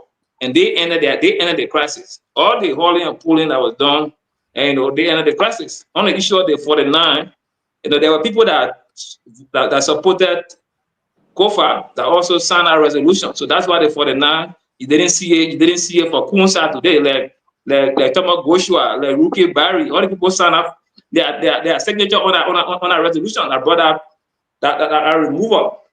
But the point I wanted to raise, you raised something very important, that the power of the legislature. A lot of people don't understand the power of the legislature. And that's why when you hear some of the comments that we're hearing, it's good that it's not vested in one person. Everybody has equal right, and the majority will always carry the day. And I keep emphasizing on the one point that everybody wanted the president to enforce the Supreme Court ruling on the legislature, which I disagree with, because I think. Can we get to the question? Then maybe we'll go through explanation later. Okay, because we have men in place. So which I disagree with. So I just wanted you to give some clarity on that when it comes to enforcing order against the legislature. Does the executive have that mandate to arbitrarily wake up and say we want to enforce this order against the legislature?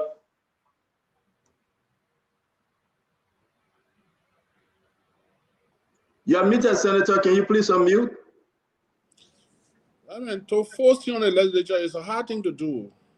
Look, the legislature is a very, very interesting place to work. Take it from me. Look, you will see people. Let me tell you something about. I like to use people on the show as example. One of the die-hard unity partisans that were in the House of Representatives in the last legislature was Clarence Massacre, the one who are LTA right now. You know who are one of the most die-hard sedition in the House of Representatives in last legislature? That was Akara's grave. But Akara's best friend in the legislature was Clarence Massacre. Ask him on the show, he'll tell you. His best friend was Clarence Massacre. When it came to party politics, they go to it, but they never left each other. So the legislature is a very interesting place. When you look, when you want to survive in the legislature, don't take anything personal. Don't take anything personal. Don't go to bed worrying about what the other men are doing. Don't worry about what in your friend pocket. Don't take nothing personal. Just go there. Nobody can force you to do anything in the legislature. And to understand the legislature, you have to have an open heart. You have to have an open heart. Today, you must say and get on the air, we can blast at each other, we feel that we start laughing, we start joking. Because it's a society.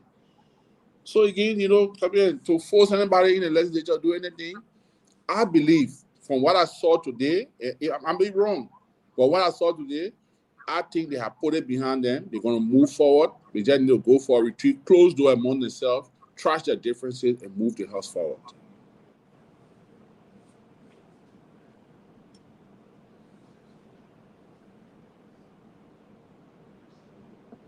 Thank Hello? you, Fubi. I'm sorry I was muted. Fubi, thank you. Are you done, right? You want to do one question real quick and come back? All right. Fubi, thank you very much. Ladies and gentlemen, we have the Honorable Senator Edwin Melvin Snow from Bowman County. Again, it's going to be a great show. We ain't touched the international community yet. We are here. Again, I want to appreciate you, Senator Snow, because you are the guest. Well, why you bring Fuller on my show for? Why you bring Fuller here for? You say I come there. You say I should bring Fuller in. When I ask you, I would love to be fair. You say it's okay to bring Fuller in, though you are the guest. I just joking. Right. So I'm going to bring in Dr. Boblet. Dr. Boblet, again, welcome back to the U.S. If you wanted me to announce it, I won't announce it if you don't want me to.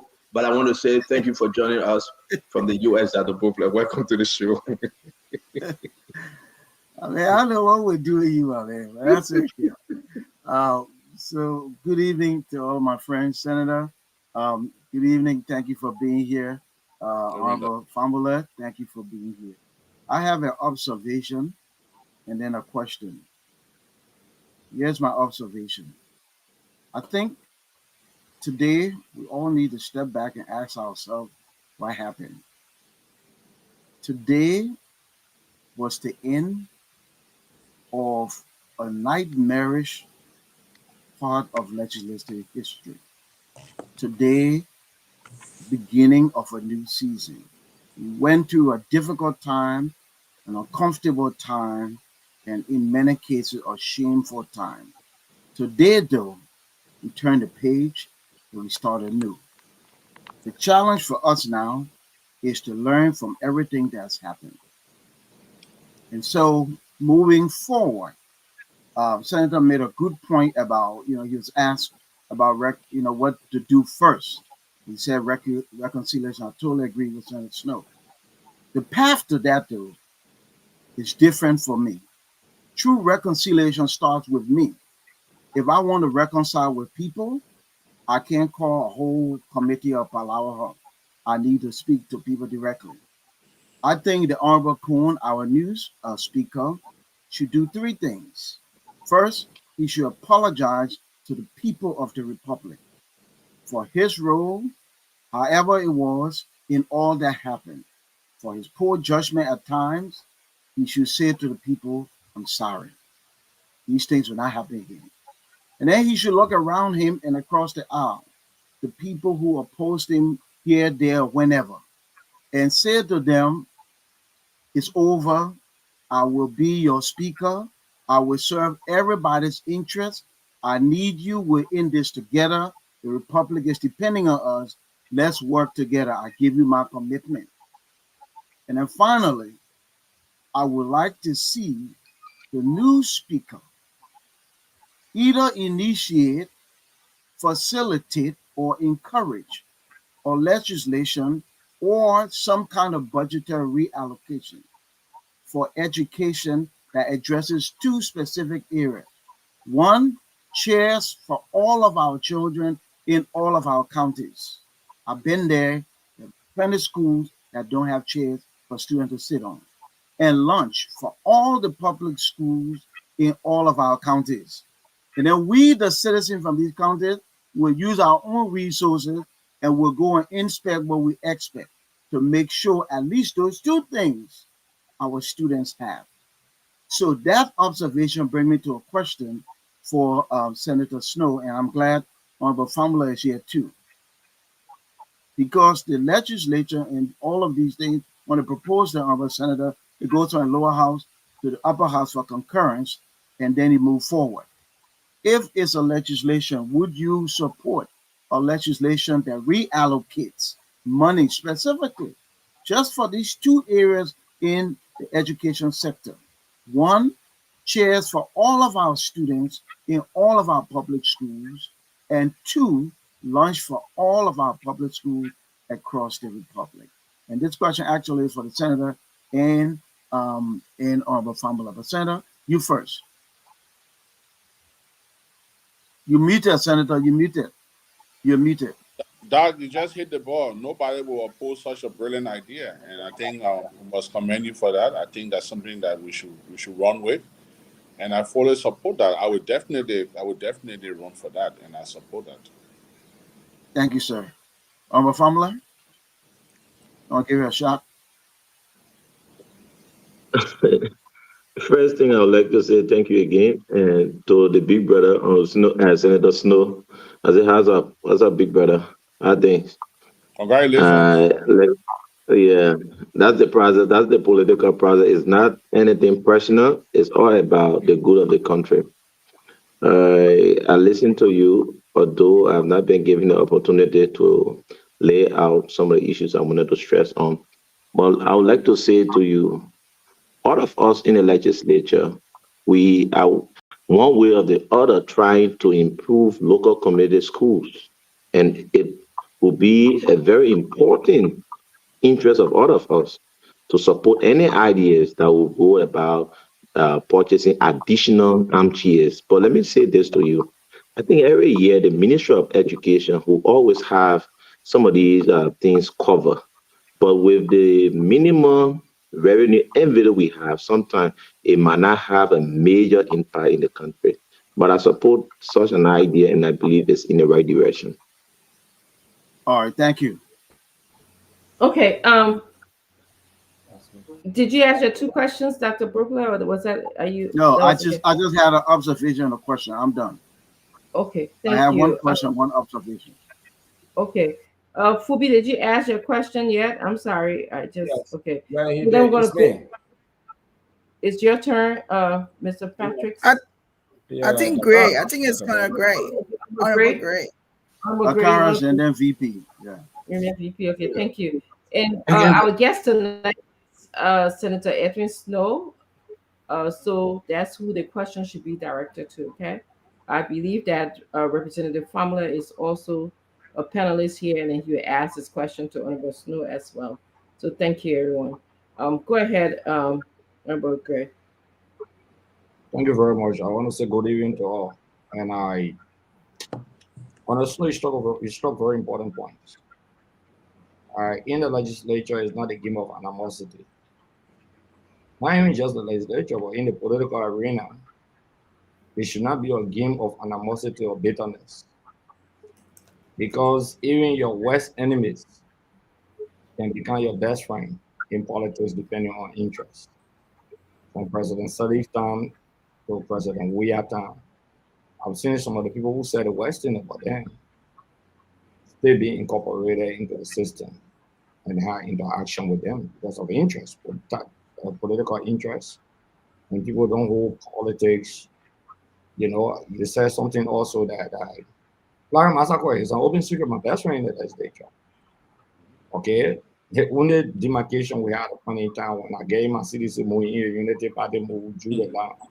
After that, even Richard Kuhn, like you're talking about Speaker Kuhn. In fact, Speaker Kuhn spent more time in Central Monroe than any other lawmaker. I met him during the fight. If I saw my driver, I was sitting somewhere, he ran to the driver and he said, "Oh, boy, call my driver boy." He said, "Where, boss man?" Yeah, I was watching him. He came straight to me, "But my man, I yell, I know you're fighting because you get your side." I said, "Yeah, get my side." And we spoke and he left. And that didn't change my position. But sometimes the kitchen cabinet around the speaker is very important, or the head. What would be your candid advice to the kitchen cabinet? Because sometimes the head may have good intention, but because of the fight, other people may not want a kind of a reconciliation in terms of give and take.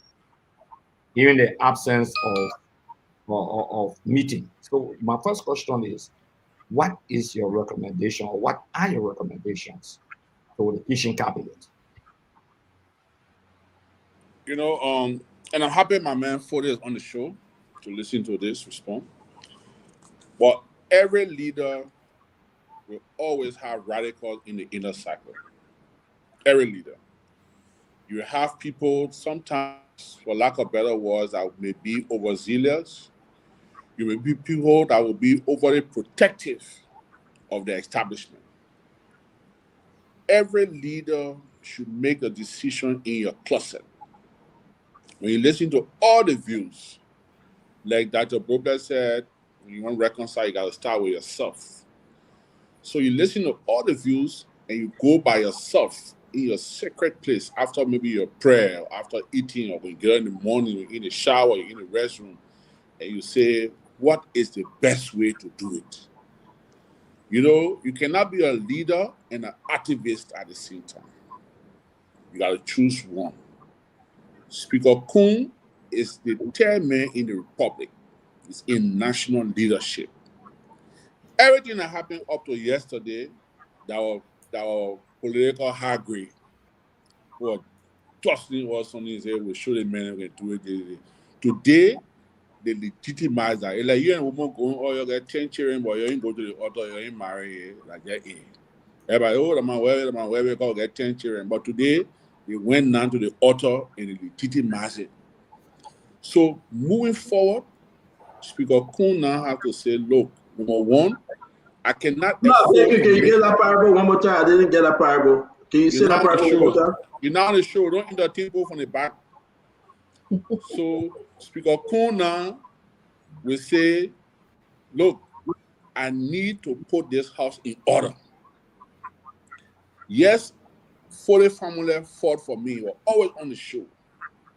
But now because he fought for me, everything he tell me now, I should agree. Sunday in the night, he got telephone and call Foley. Foley, the line you're taking, I agree with you, but don't forget now we're in the national leadership. Let's modify our line. Or somebody will take the other line and say, no, let's do it. So my thing with Speaker Kun today, if I was to advise him, and like you said with you and him, Speaker Kun must say, cool. He called me, I joke with him, he joke with me. We've been talking, even during the crisis, he and I have communicated. He now needs to say, I need to move this process forward. He needs to come out now and say, look, I take responsibility as a speaker for everything that happened in the House of Representatives. Let's move this country forward. So, and Gray, you know it better. There were times when we used to force you in the legislature, say you controlling buffer chamber. There were times. But what you used to do, when we go gang us on that one move buffer, you can't wait, high on my, you bounce, come on the floor, you intimidate everybody. Everybody slow down. So every leader we have, you got to have that kind of person in your back that will be there for you. But the final advice must come from you, because that's where the boss stops. That's where the final decision is made. And if a leader, your leader cannot be a follower. If you want to lead, then you lead. But if you want to follow your followers, definitely you will self-destruct. And that's my advice to Speaker Kun. Put the past behind you, turn a new page, move the legislature forward. Thank you. Do you have another question, Mr. Gray, or are you done with your observation? Okay. Mr. Patrick, please go ahead, please. I think Mr. Gray is stuck. Well, thank you. Yeah. Okay, go ahead. Yeah, my second concern, and the reason why I asked you this question, I remember when the committees were being formulated during the halfway mark, when there was disagreement with Speaker Tata. I remember a former speaker like you was in place on the committee, you were taking all the rules, all the administration. Emmanuel Nuku were taking off the committee on Westminster Finance. Very top gurus. In fact, I was reappointed as chairman on governance. I resigned because I thought that many of our colleagues did not get what they should have gotten. And that accumulated into a serious future crisis. That's one of the cardinal reasons for which I asked you the question about the issue of the kitchen cabinet, because there is a tendency. What do you envisage of a Rachel Kun speakership? Don't tell me, say, you know, because you won't play politics. What do you No, envisage? no, I'm not there. No, Yeah. but you know, What's your what I prediction? do, What do you envisage? Yeah. what I do know is your first question was not to answer to you; it was to answer to the public because you knew the answer for it. So the second question, or Gray, you know, our friends in the Unity Party, their tolerance level is not too flexible. They have very low tolerance level. Speaker Kuhn has to understand that he is the speaker of 72 persons. He's not just the speaker of a particular party or the ruling establishment. There should be time when Speaker Kuhn should be prepared to tell the president, Mr. President, I don't think I can take the direction. I don't think they can pass on the flow. Look, if you want to be a successful speaker, you got to listen to the views of your opponent. So what I envisage of Speaker Kuhn, one, he's very blessed that he has a very experienced legislator as his deputy. You and I know what Father been through in the House. Father and I got elected together in 2005. Father, the first committee Father chair on me was the committee on forestry. Today, Father is the most senior member of the House of Representatives. So to have someone like that as your deputy, you must be able to confer with them on a regular basis. He will not lead you, no. So I envisage a house where Speaker Kuhn now have to understand not everything the Unity Party wants him to do it, because that could lead to his downfall. And like I said, our friends in the Unity Party, the tolerance level is not too, no. You got to either be for them, you fall in line with them, or they see you as their enemy. And they fire you. When you agree with them, then they fire you, say, oh, you're against them, and fire you. So he got to understand that there will be times where he has to disagree with them. There will be times where he got to lead the private chat room thing to control the House and control as a leader of 72 persons. Or else, look, in the legislative account, and you said, I think last night, other night, 10 strong men on the floor can disrupt the floor. 5 to 10 strong men on that floor can make the speaker unpopular. So you have to listen to the views of others. It cannot just be, oh, Foley to my man, Foley on spoon, every neck causing Snowden. So any Foley say, let's agree with it. No. You have to be able to balance your view and tell Foley, so now Foley, I agree with it one here. Let's do it this way for the betterment of the country and the House of Representatives. So I envisage a speaker who's been there before, who has a very sound deputy to lead in the interest of the House and in the interest of the country. But if he thinks that he's going to lead for party on party line, I think it will affect his leadership. We don't pray for that. Thank you very much, Dr. Richardson. Thank you, guys. We're going to bring in from Dr. Patrick, and then we'll run after 40 into our second speedy round of questioning. We want to appreciate you on the show tonight, Senator Edwin Evans Snow, and to all of those of you following us, we say thank you. Please continue on the show. We're going to get to the heated part of this conversation pretty soon. Something Snow is hiding. What about CDC? I'm not asking that question. I'm going to wait after VP. VP? Bring CDC been in here month tonight again. Come on now. Yeah, but CDC failed. But what about CDC? They just wait for Vandetta Patrick. But I mean, you're talking about CDC. No, I mean, okay. me. VP, please ask your question. Let me protect you, my friend. You're in Liberia. No, your internet will soon go off. Let me protect you. Go ahead. No, tonight is clear. I respectfully disagree. Tonight the internet is clear. Let me begin by saying congratulations to Honorable Speaker Richard Nangbekun. Today, I feel very proud to call him the Honorable Speaker Richard Nangbekun. His Excellency was legitimized and decorated, certified in accordance with the rule of law. This is what we wanted. And so we pray and wish him all the best to live with dignity and civility. A few observations. Now that he's speaker, I'm guessing He's watching the show.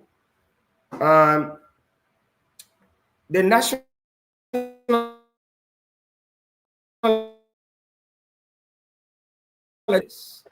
they have no The message is that never good.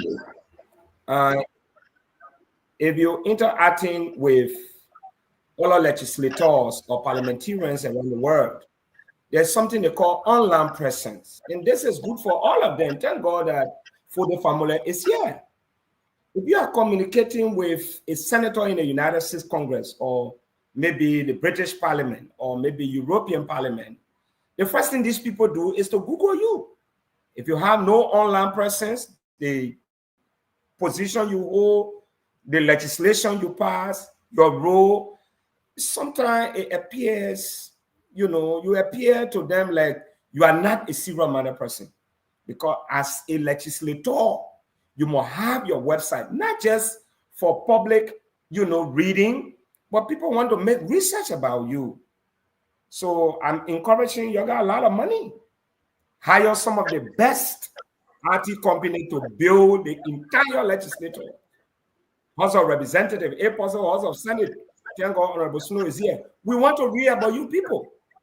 But there's nothing. At this time, you say using Facebook page, that is demeaning. It does not represent you. Secondly, you see, no one has monopoly over knowledge. I have observed after election, you see every lawmaker has up to, I think, 14 or 13 persons they can hire in their offices. Sometimes we know they respect. Look at the categories of staff some of you have in your offices. Compare them to other legislators in other countries. Nobody has monopoly over knowledge. When you are going to debate issue on energy, you have no idea, especially when it has to do with law. I would appreciate if a memorandum of understanding can be reached with the Louis Arthur Graham School of Law, that students who are preparing to graduate, they can serve as intern in your offices, legislative intern, to provide you with some of the legal advice, pieces of advice as you're making decisions. That alone will help you. Honorable Snow, let me ask this question. The Supreme Court ruled at the time that the decision by the former majority bloc was ultra-valid. And specifically, Article 33, the Supreme Court was clear that they cannot do for the House of Representatives what they're supposed to do for themselves. How does the lower number compare majority number to go back to section? Now, that honor this new speaker, Rachel Kuhn, that they can go back to work and really carve a policy that in the future, if majority say they don't want to work with the speaker and the speaker has a minority, they can derive a process how the speaker or the minority can compare the majority to come to work, because that issue will not resolve. And they left it squarely on the House of Representatives to reach that decision. Do you think it's prudent now so that we don't have additional legal crisis in the future? I don't know if you were on the show earlier, but I think I addressed that because I mentioned that they came in a ruling, and that's the enabling statute that the Supreme Court talked about. And I said that I hope that Speaker Kuhn will now get a small team of lawyers, legal mind, to revisit the House's rule and put together all of those things. For example, one of the things in the House that I would want to suggest to him, the leadership, like in the Senate, we are elected for 6 years as per the Constitution. So we are elected for 6 years. So all this leadership committee is election. The standing committee is appointed by the pro tem in consultation with the leadership. Unlike the House of Representatives, everyone in the House of Representatives is appointed by the speaker, except for the deputy speaker who is elected. So the speaker appoints everybody. And that's how some of the time you get confusion. Because people think that, you just doing that. So those are some of the things that he could want to look at. He may want to look at.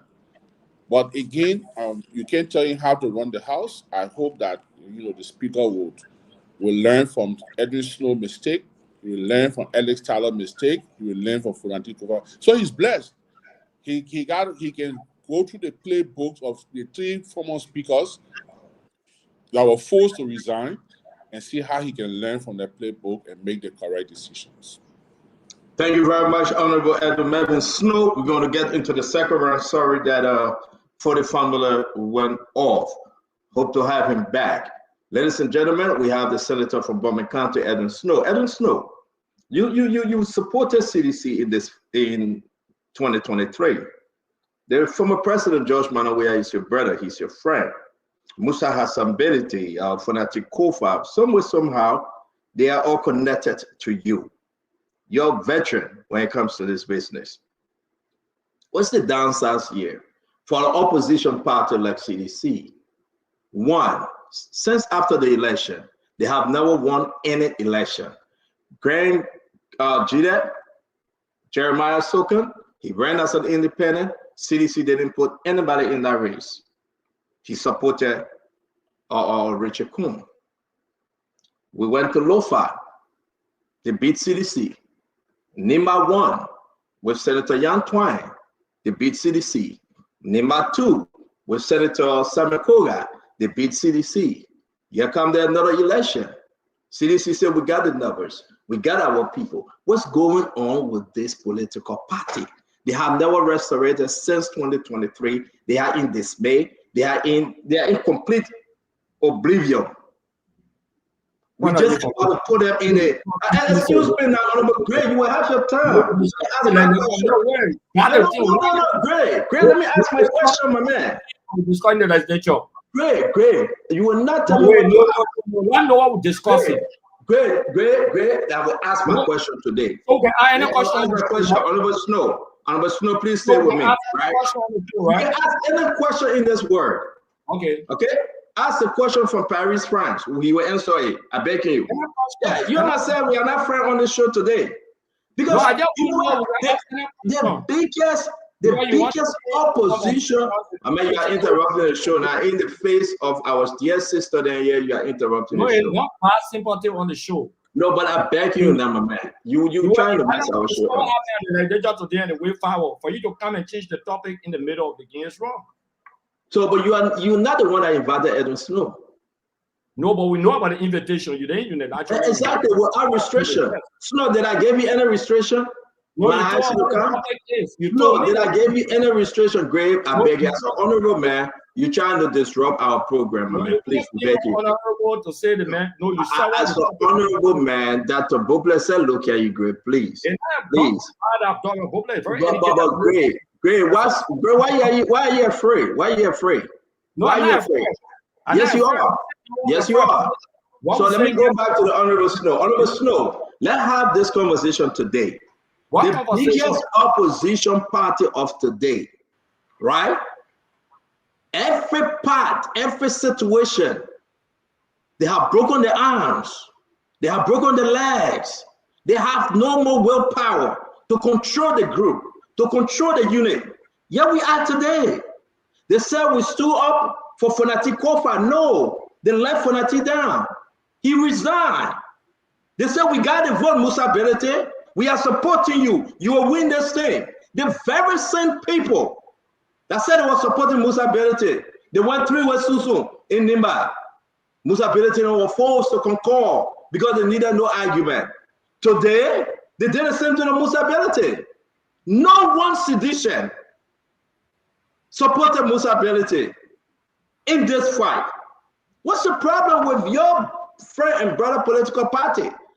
Senator Snow, what's the problem that you yourself, you are thinking twice now to run for president because you don't know what's going on with CDC? Is CDC dead upon arrival? There is no juice left. President Weah is not talking. Members of the party, we are about to attend the funeral, political funeral, because there is no restoration. Jesus Christ spent 3 days in the grave. He was raising. We're almost 17 months. 17 months. We see no light. Senator. I got one more question. Answer the first one. Don't look at me, Greg. Don't look at me, Greg. So Stanton, as you know, in the public, I'm not a member of the CDC. President Weah. I'm very clear. I said that's your friend. Yeah, I'm coming now. I'm arguing with you. Former President Weah is my very good friend, very close friend. And I don't help the CDC with strategy. But if I was a member of the CDC and in the strategic session, I would advise them to do exactly what they are doing now. When you are in the opposition, sometimes you keep your eyes on the price. The CDC is preparing, I'm sure, for 2029. You don't expect them to be running all over the place like a Mayfielder. Then by 2029, they get tired. No. The ruling party has the resources. They can mobilize votes. You remember last week before So CDC is a new party on the block now. For 6 years, they ran government. They broke down the coffer, the financial coffer, and now you're saying they got no money. And you saying that they're going to get broke? No? You want us to believe that? I didn't say that. I'm just saying to you, it's important. If I was in the CDC, I would be looking at the formation of the ruling establishment and prepare for them for the price. And the price is 2029. So right now, everything is important, fine. But if you were to count the major opposition today, you will say CDC. So the fact that CDC may not be winning what they want to win, or they may not be going after everything, it could be their way of saying, let's keep our eyes on the price, and the price is 2029. If I were in the situation room, I would give my advice. So I think, for my playbook, I think they're proceeding right. That's a good one. You keep your friendship. You don't want to lose your friendship. That's okay. You can keep that friendship. But the Liberian people understand you, Senator. You understand that Musa ability to beat him, for that Kofa to beat him. CDC have done nothing, zero, in this fight. And you want us to believe that it's okay to keep their friendship and to prepare themselves for 2029. When will that 2029 come? But let me ask my other question here, because I know my brother Gray is getting very, very uneasy right now. Let me say this. You know, what we do this second round of question. Everything they want to put it back now. We have a speaker. Thank God we have a speaker. Thank God we have a legitimate speaker. Thank God that the people of Liberia can breathe a little air again, right? No, this is the first one when he put his left hand up. Left hand is the second one. Yeah, this one today, when he put his right hand up. So this one will be right. Thank God everything moves, you know, structurally. Do you think, and I know you don't want to go back, but help me if you can, that knowing what we know today, it was a necessary thing for Funati to resign? Knowing that the majority of Black wouldn't come up with 49 vote? I think what Funati did, I think what he did was magnanimous. He's a lawyer. You know, Stanton, when the Funati fight started, in the first week, you hosted me on the show. And I told you the procedure. There are three ways. You have the political fight. You have the legal fight. Then you have the moral fight inside your belly. When you go to bed in your inner closet to tell yourself, is it worth it? What's my break point? So Funati went to court. He won the legal fight. But the House of Representatives of the legislature is not a legal ground, it's a political ground. You have to win the political fight. So Funati had a decision to say to himself, should I continue to hold on amidst losing the confidence of my colleagues and storing? You're not storing much because the executive or the establishment already working with the other side, whether it was illegal, like I said, moving forward or not, but they were working on the other side. So I think, like I did, when Funati went to court and the court said that you won the legal side. And you know what other thing Funati achieved? Today, that bill for re-argument, it becomes mute. So you can't go what are you going to re-argue now? Funati has resigned, there's election. So because you cannot go and re-argue that case, it means, because what are you going to re-argue? So if you're not re-arguing that case, if there's no need to re-arguing, so that decision of the Supreme Court becomes an opinion of the Supreme Court. Well, Foley is a lawyer, me I'm not a lawyer. Until it's re-argued. Please don't get Granny started. He's not a lawyer. But the problem when you're talking with Pushy Kahini, they can disagree. Yeah, he's not a lawyer.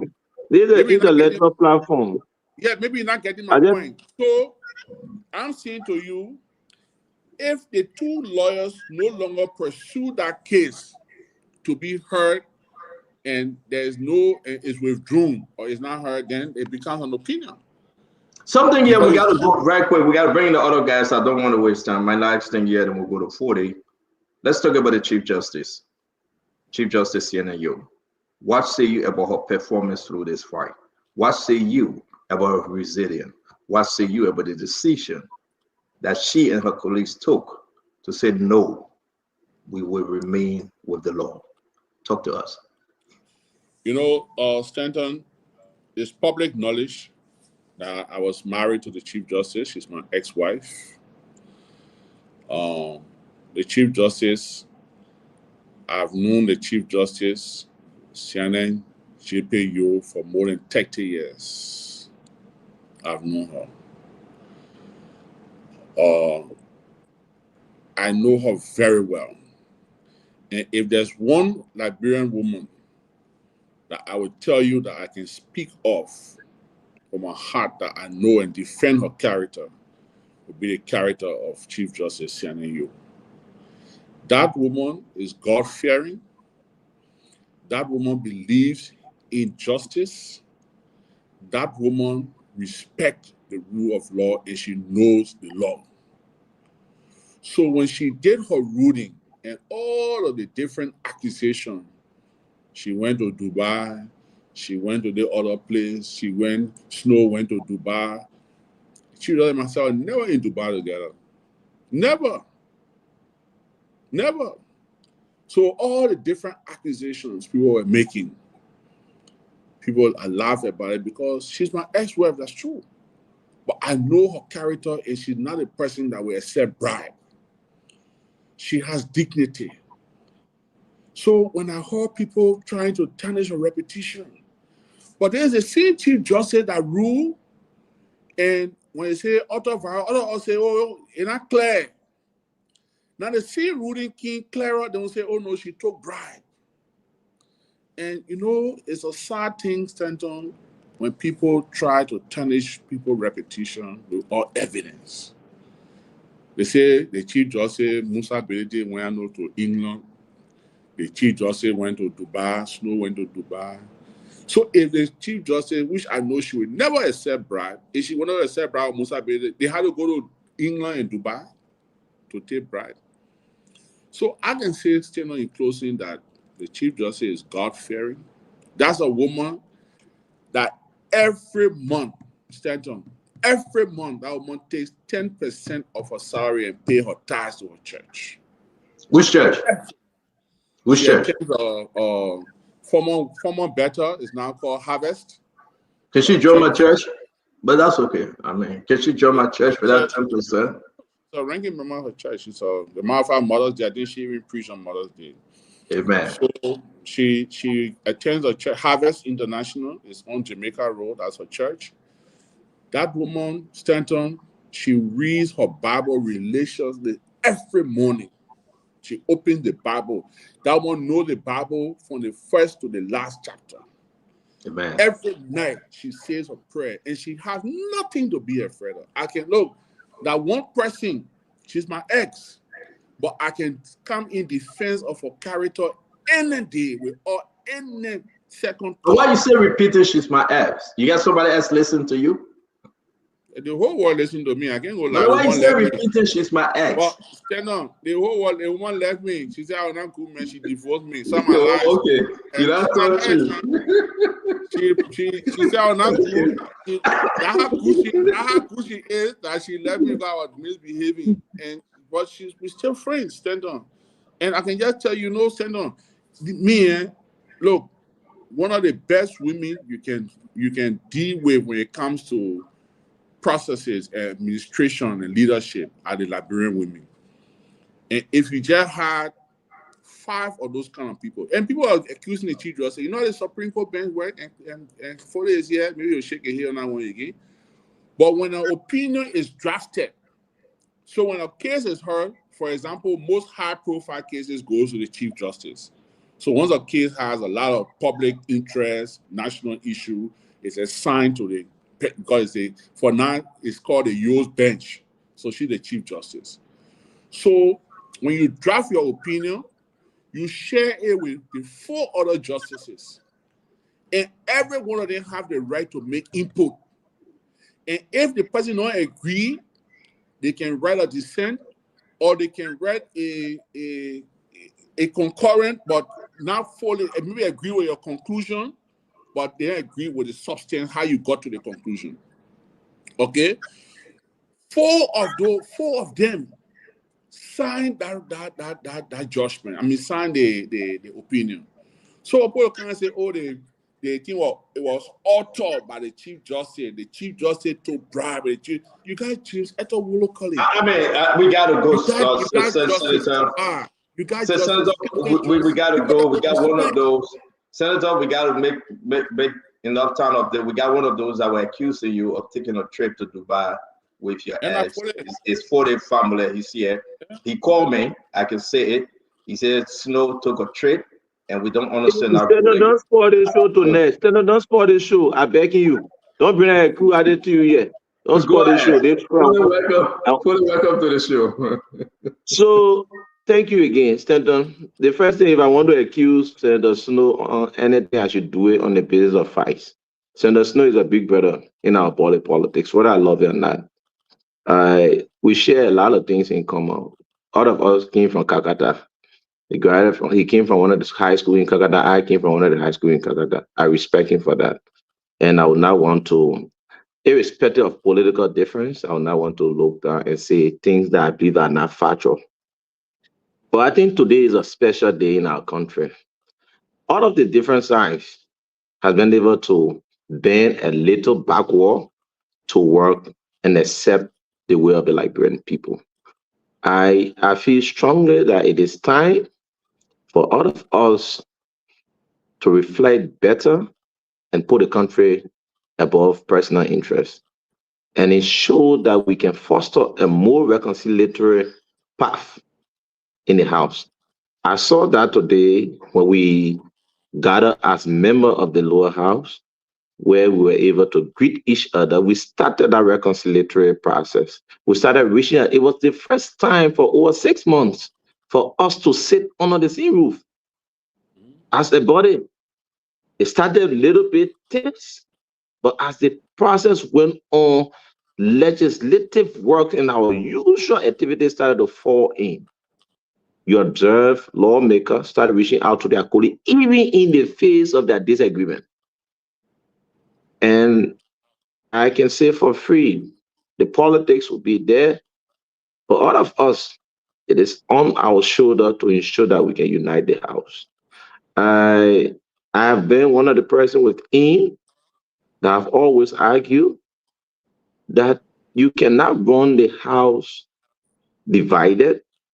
There's a need to always reach out. And there are people on the other side who are our good friends. The legislature is very funny. Like Senator Snow says, sometimes some of the rivals you can see politically, but personally, they are good friends who, in the absence of the other, they cannot move. So whether there's politics, people are trying to come together. For me, I would not want to dive too much into the past. I think let us allow it and see how best we can bring the pieces back together. Because we have said a lot. Senator Snow have come on the platform. He said what he felt was his opinion. I've come here and said what I felt was my opinion. But at the end of the day, we had to accept something and do it for the Liberian people. Politics, we have people raising perception of how they see things. The justices rule as they did. Some of them came back, they took another position. One of them who ruled against him and said they open another process for re-argument. All the process, I think it was more like confusing, but the reality was that the legislature took on the mantle of leadership to solve this problem heads on. And I can say to all of us, let us see whether we can help to reconcile ourselves and our colleague.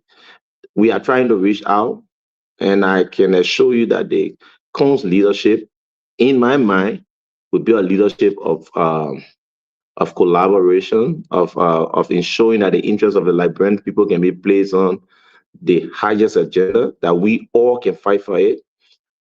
For me, I do not take anything personal. I think all of what we are doing, we're trying to protect our side.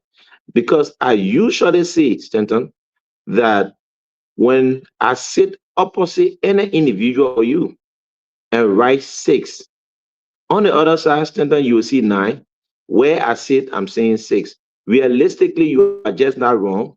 I'm sitting somewhere seeing 6. So we will always want to defend our side as it is in terms of the facts available to us, not as other people are seeing it. So today, out of what we have said, the legislature has been able to have a successful elections where all of the parties stand on. One of the things that is very difficult, and you might not see it, is for 69 lawmakers to gather in the same building, representative on a single day. It's difficult. It's very difficult. It's most often it happens either on the day of opening, meaning January 6th, after another election. Moving forward, you always have that number reducing. So I can say to Senator Snow, sometimes I listen to you. You are a big brother. We have had a very good relationship. Politics should not ruin that relationship. I still have you in high esteem. And I feel strongly that we need to just maintain our relationship. Some of the issues are political side that we take, trying to ensure that we can tell the other people on the other side, based on our own experience as to how we see things and how we believe we can be successful in ensuring that the work of the Liberian people are achieved. So that's my thought. Thank you very much And for it. I'm going to do the last round here. So, you care to respond to Representative Fode family before Dr. Richardson Well, comes? just briefly for the I mean, you are new in this business, but I like your level of maturity expression. Akaras will tell you, Akaras is myself very close, but most time we disagree on issues, but we never took it personal. So to be a good legislator, never take any issue personal, and I hope that you will remain as proactive as you've been, remain supportive, don't be overbearing, and encourage colleagues not to be overbearing, because sometimes when people think they made a leader and they become overbearing, it affects the leader. But again, nothing personal. Everybody who knows me will tell you about me. I don't take nothing. I like to joke. Sometimes even my joke put me in trouble. I like to joke. I laugh about things. I never take anything personal, especially in politics. So again, congratulations, your side won, and we'll be giving Honorable Kuhn all of the respect he deserves as a Speaker of the House of Representatives. Thank you very much, guys. Let's do our closing round. Each person can ask the last 2 questions. Dr. Richardson, please. Yeah, I wanted to make a comment if I can, and then go into my question. I keep on hearing you, Senator Snow, say, "Don't take anything personal." You gotta let bygone. In my words, bygone be bygone.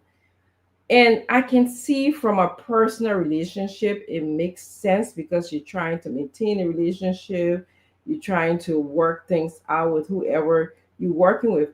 But from a professional relationship, that is not adding up to me, especially when we are utilizing public funds, funds that could be used to help our Liberian people. So I don't know how you can hold people accountable when they misuse the trust of the public. So it's just a comment that I'm hearing. I think we should be able to hold people accountable for misusing public fund, or having the public distrust them because they misuse their position. So I just want to say that I agree. I like the fact that we don't hold things personal. We are all friends and what have you, all the kumbaya songs or whatever we're doing today. But I think that we should hold people accountable. My question to you, and it goes back to something I think I heard in Dr. Brookla's conversation here. Moving forward, how do you intend for your senatorial house and the House of Legislature to work in the interest of the Liberian people? You've been talking, for almost 2-3 hours, but I have not heard. What do you intend to do differently with the budget so that we can put more money in there so that the people of Liberia can live a better life? What do you intend to do with oversighting? Okay, now that the House can work with you as a senatorial branch, would you recommend anything that you will tell the House of Representatives in those areas of oversight and also lawmaking, so that especially when it comes to the budget, so the Liberian people can benefit from this whole legislative process of yours? Thank you very much. Dr. Registine, again, let me just go to your first portion. The legislature, for example, the House of Representatives have the budget. So if they took the budget and pay one lawmaker more money than he deserved, they can always look in the budget and make that correction. So, I don't think it's criminality, the way you are expressing it, as though people committed crime and must be brought to books. They have the budget, at the end of the day, they're giving X amount of money from the budget. So if they took more money and give it to one person for extra work they were doing, or they felt that person was doing, it's a budget. I don't think, there was any criminal action. And like I said, the legislature is the only body that checkmate itself. You checkmate the executive, you checkmate the judiciary, then you checkmate yourself.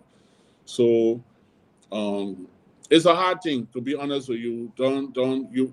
Nobody will want to take that trend with the legislature. It's a difficult thing. So I don't think it will help any of us to try to do what you're saying you should do.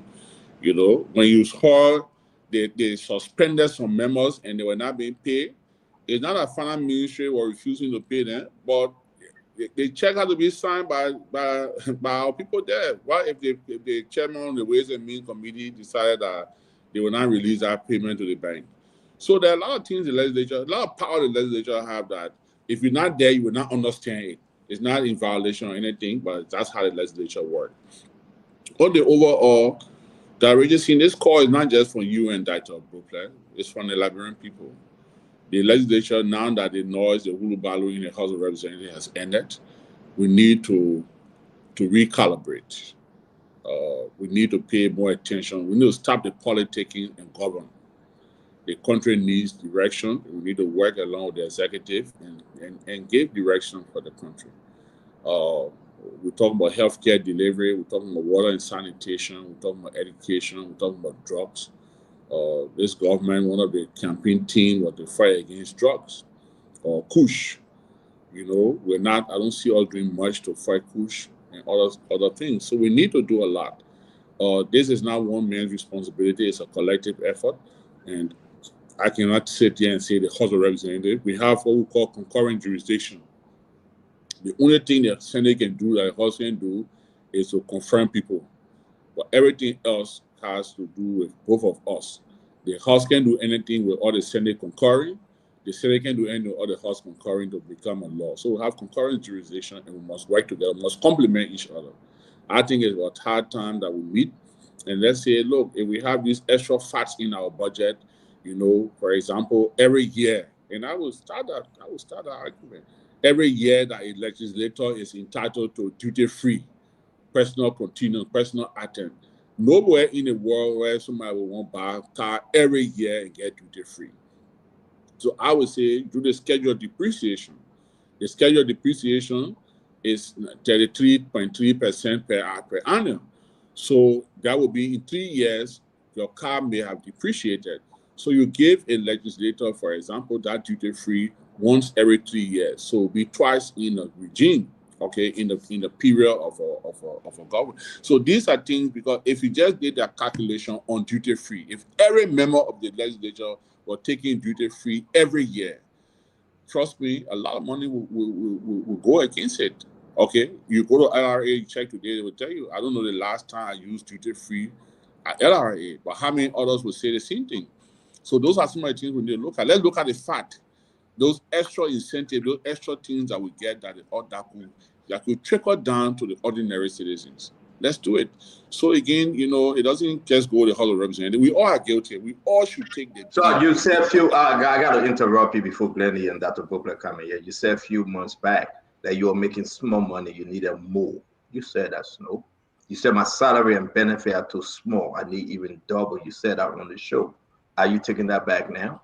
Now, when we had usage, when you are giving the money, there's no usage. Oh, okay. Hold on. What we had usage. Okay. Yeah, so I gotta make the adjustment now because there's no usage, there's no extra money coming to the country. So I gotta make the sacrifice and adjust. And I'm prepared to make. You see that a booklet? Glennie, you're taking away the man I answer. What about the farm money? The money that went to the farmers. The American had 250,000 too. You considering that as well? I don't know what you're talking about. You want to tell me what you're talking about? I've not received any money as such. I don't know what you're talking about. You didn't receive any agricultural grant money that you guys received to purchase your farm. American took 250,000 of it. It should have gone to small farmers. You didn't receive yours? No, the matter of fact, today in the pro tem opening, she flagged the issue. There will be an investigation on that from the former Minister of Agriculture.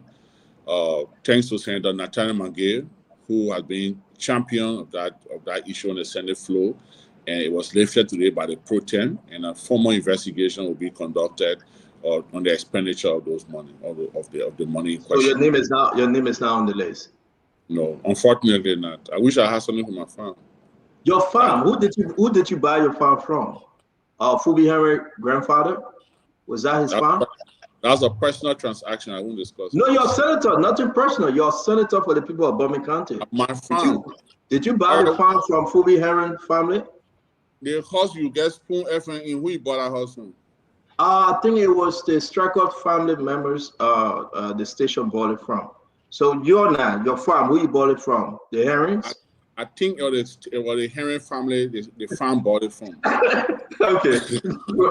Go ahead. You know what? That's what makes the show interesting. We keep it real on the show, Snow and myself. Glennie, let's get to you. Then we'll go to Dr. Bopler, and we're bringing the CDC on Kairos, Mostly Great, and the rest of the team. So I think we've asked a lot of questions on this issue. We know where we are. I just have a comment. I would hope that the now legitimate speaker will do all he can to be able to reach across the aisle, and that aisle will also mean reaching across the aisle to Funati Kofa, because that's where the reconciliation will show to people that it's worthwhile to start from, and that is incorporating everybody, seeing what can be done so that we move the country forward. But I don't have any other questions. I think we've asked all of the questions. The situation should be resolved as it relates to the fact that everything in the end is now legitimate and no longer what we decide and what we can do. But a vote was carried. Representative Kuhn won. Congratulations to him. And let's move the country forward. I have no questions. Thank you very much, Ms. Glennie. Congratulations to Representative Richard Nangwe Kuhn, Speaker of the House of the 55th. Dr. Bopler. Yeah, so, great obstacle provide and present for us great opportunity. This speaker and the 55th House have a great opportunity to do something big for the people. And one of the things we all know as Liberians is that we will forget what happened yesterday if we do something good today, especially the benefits to people. I will encourage this speaker and the House to do something big for the Liberian people so that we will get excited about their leadership. I would plead with them not to make this business as usual. Get my car back, get my security back, give me my money that I didn't get. Please bring something big to the table about the people. And again, I already mentioned two things that are measurable in education, but there are plenty. Healthcare is there too. But do something big for the people. Let the people see that they are representing us and doing our business.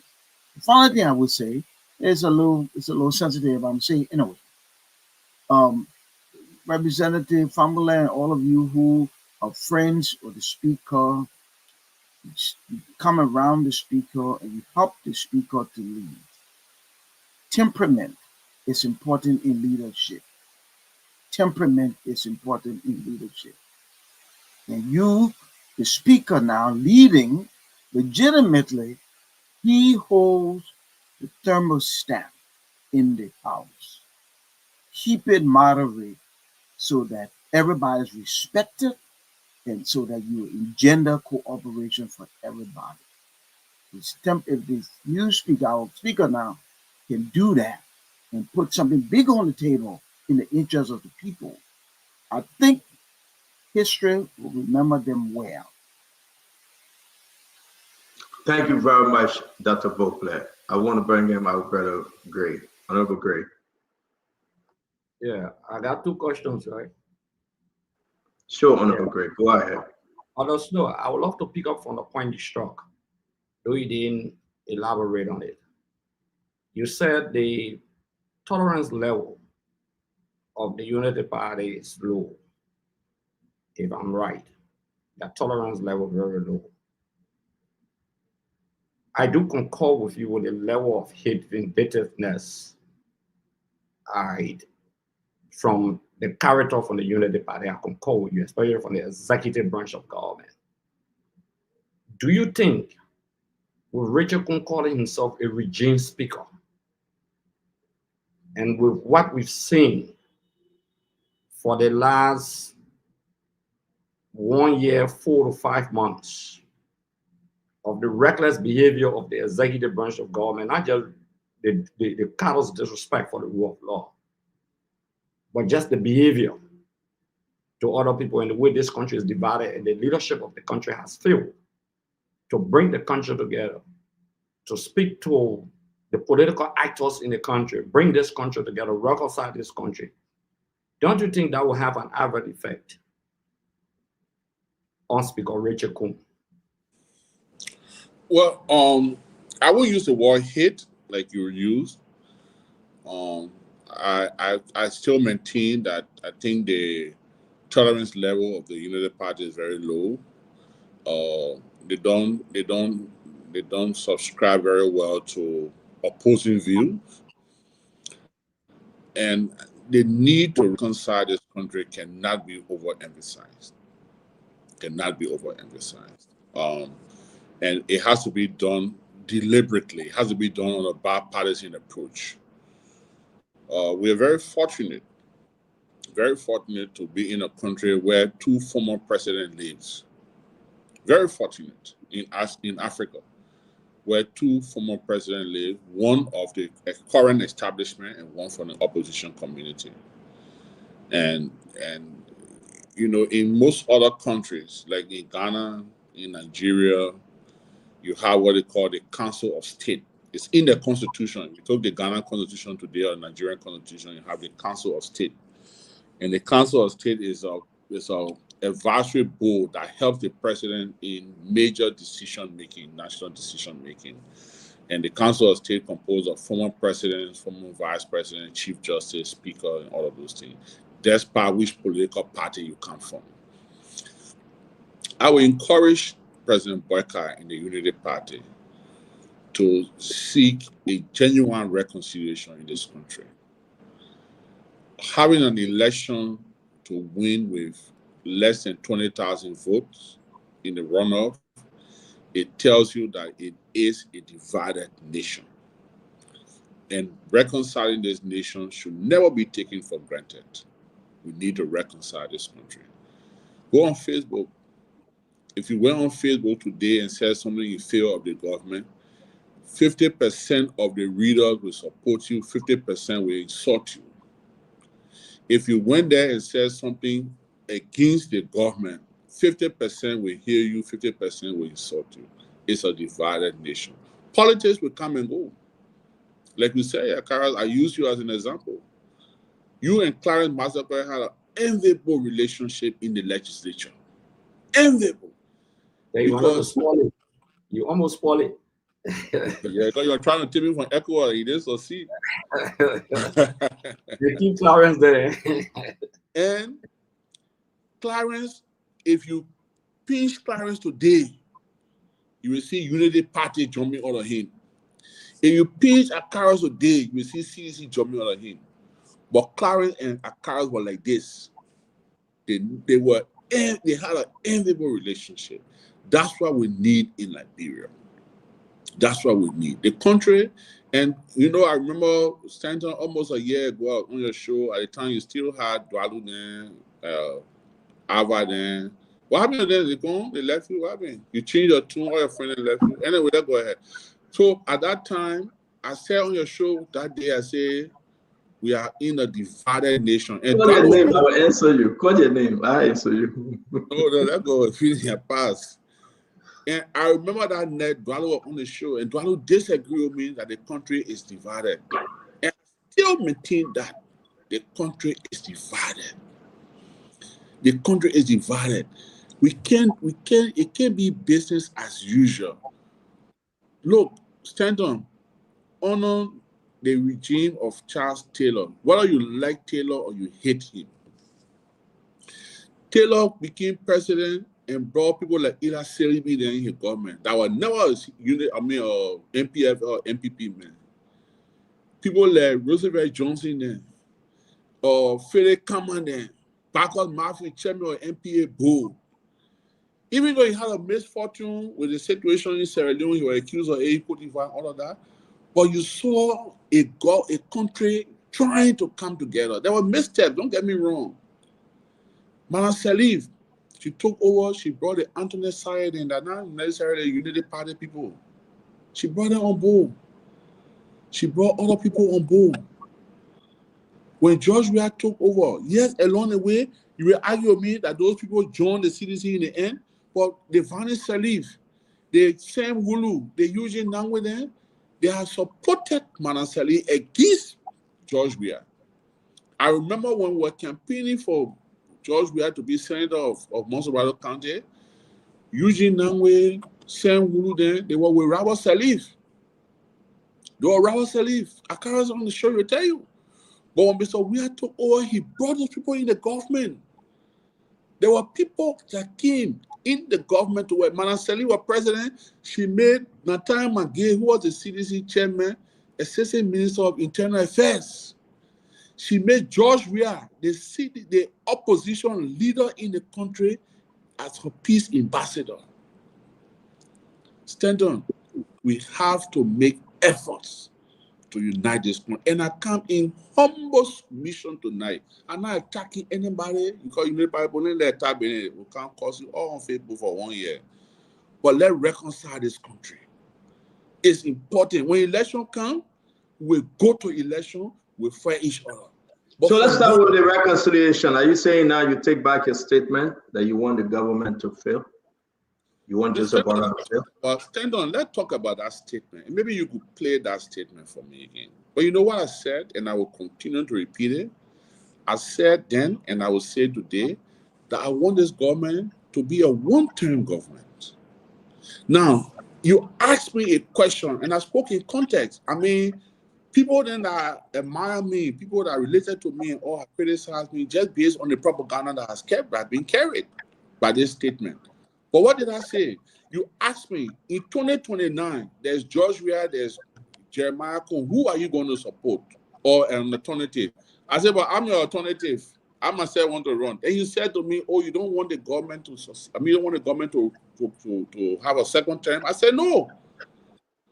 I wanted to fail so they can have one term. So if that means that I want the country to fall apart or for things to go back, stand on, I got more investment in the country than most people will think.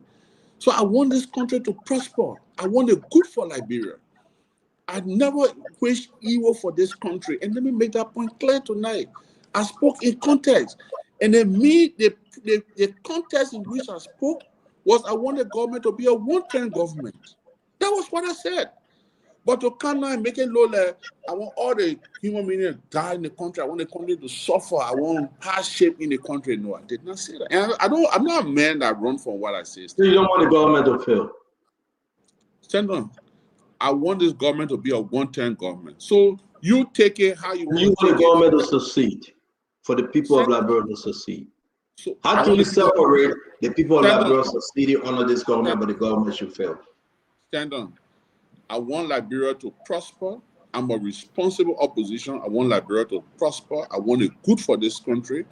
That's why when I go outside Liberia or when I'm in Liberia, I speak very well of my country. I love this country. This is all I have. Stand on. There was a time in this country when I was on sanctions for 10 years. I was not allowed to go anywhere in the world, but Liberia could not throw me away. Stand on. The truth of the matter is, I want this government to be a one-term government. And if that makes you to think that I want a government to fail, then it's unfortunate. Or I want a country to, I'm wishing evil for the country, it's unfortunate. So what many Fode that in your studio, he wanted Funadi to succeed? Fode wanted Funadi to succeed to be speaker? No. You want for me to answer you?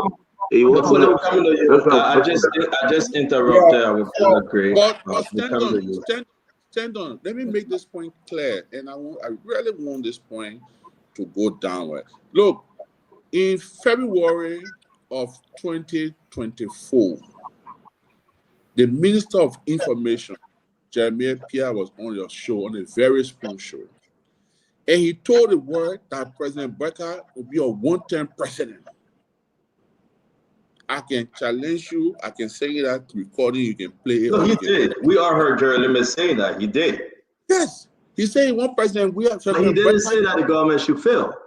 Okay. He said, fine. So the same way I'm saying to you today, I want this President Becker to be a one-term president. Doesn't mean I want the country to go in a bad position or a worse direction or for hardship. No, I want the best for Liberia. I want the best for Liberia. But come 2029, I want a new president of Liberia.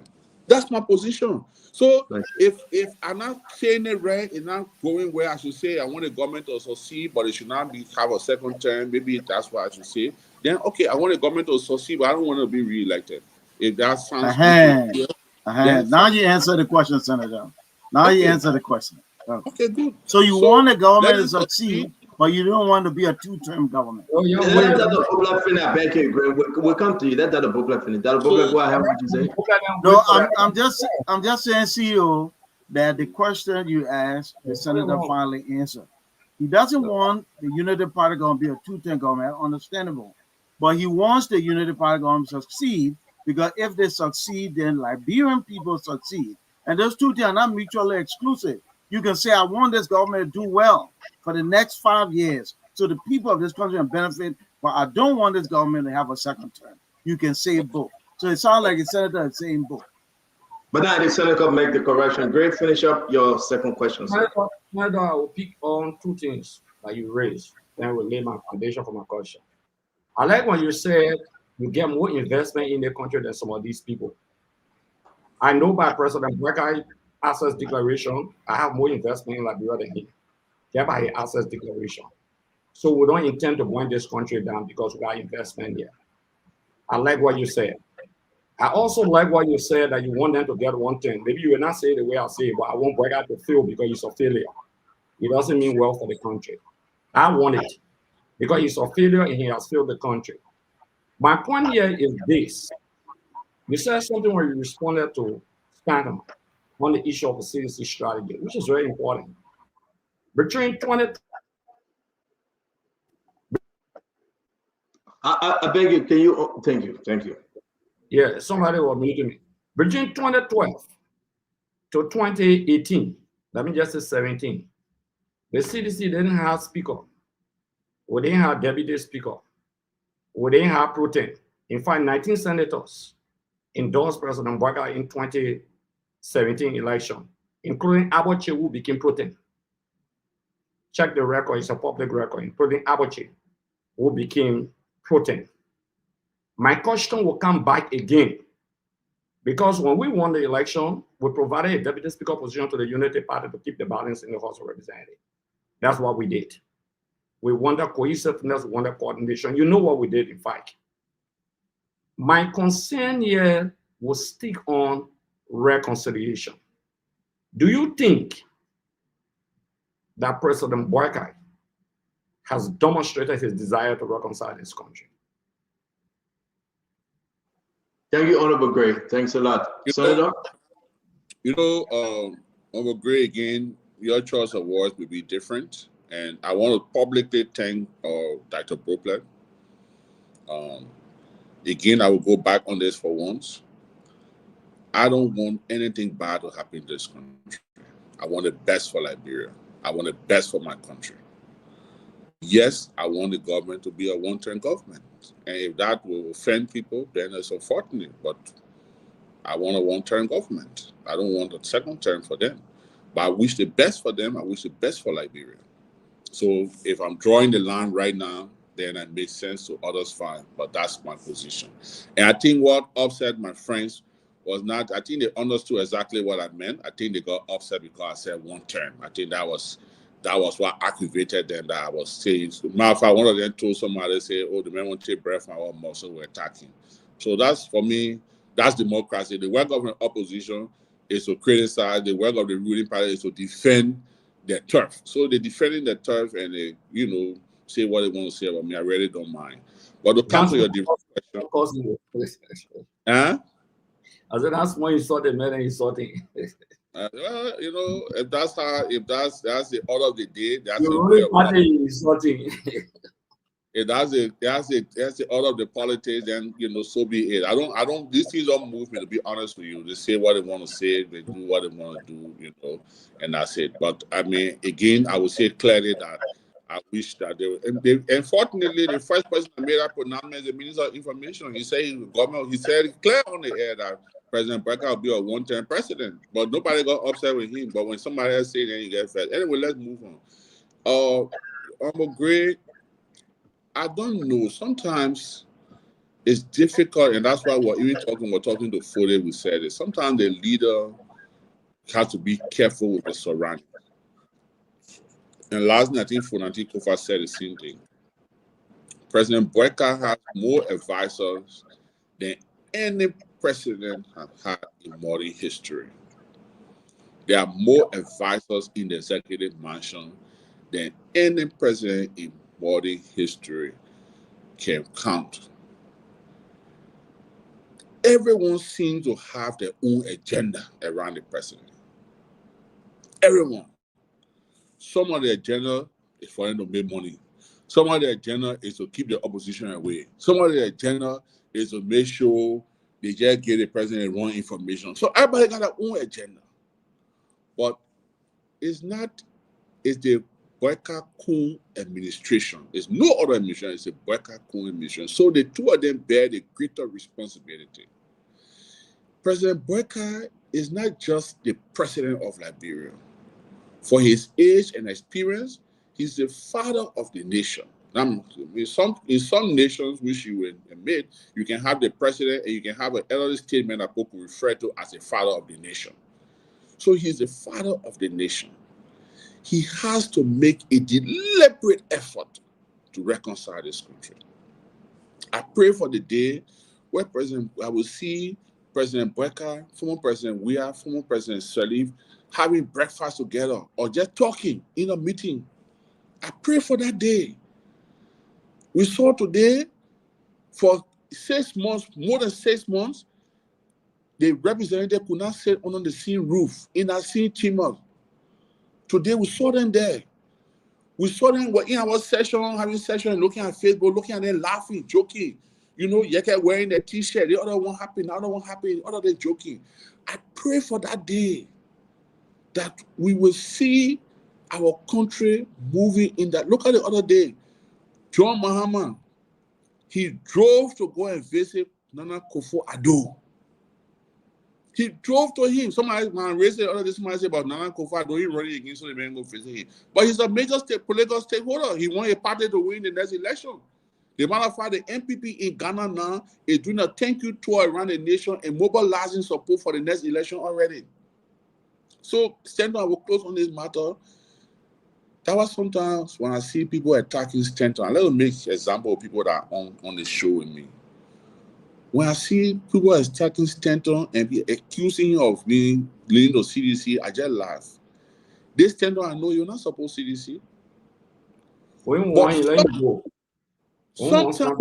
sometimes your best critic is your closest friend.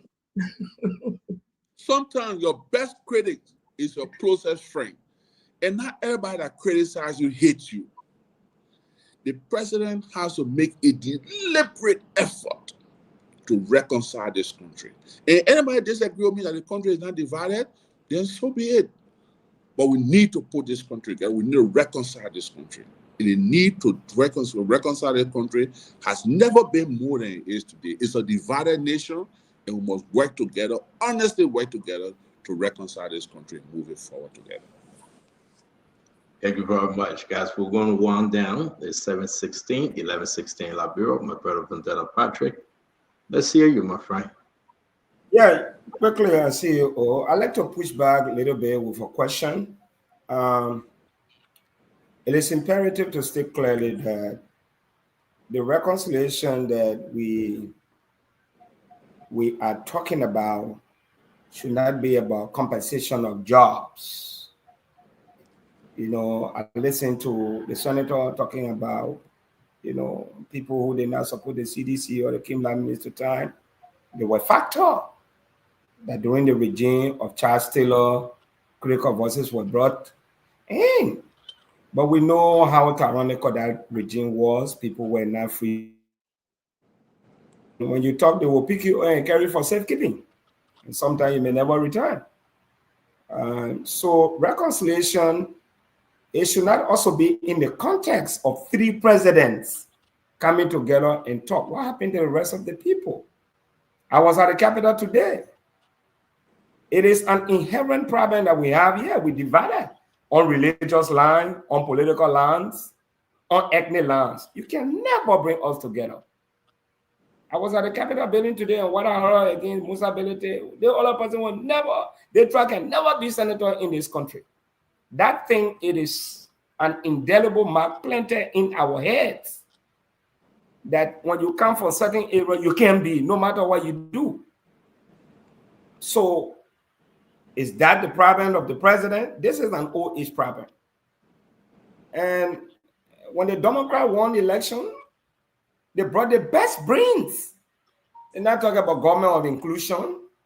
We got to reconcile the country by giving certain people jobs. No, people don't do that. So for me, I think what we should be thinking about is building a society where people who are given opportunity to serve meet the requirement that even after government job, they can find their ways in the classroom to teach and share their personal experiences with the student. That what you just mentioned. You need former legislators who were there before. They did not perform, they retired then, but they are still useful in society. They can still be a factor. And lastly, this issue of, you talk about, I think Dr. Brubler talked about putting more money in the budget, you know, for education and everything. I personally found our lawmakers, like the senators. Every senator is getting $150,000, representative $100,000 to carry on legislative projects. I don't know how is that going to be sustainable. As a matter of fact, the national legislature are now being audited for a long period of time. We give you the money. We don't know whether you'll be audited or not. Nobody knows. But my last question is, Honorable Snow, I saw something on Facebook. Team Snow 2029 for president. And I saw a pictorial, somebody presenting you a document. It's a symbol of a document setting the stage for your candidacy, presidential ambition 2029. What can you say about that? Is that a reality or is a gossip?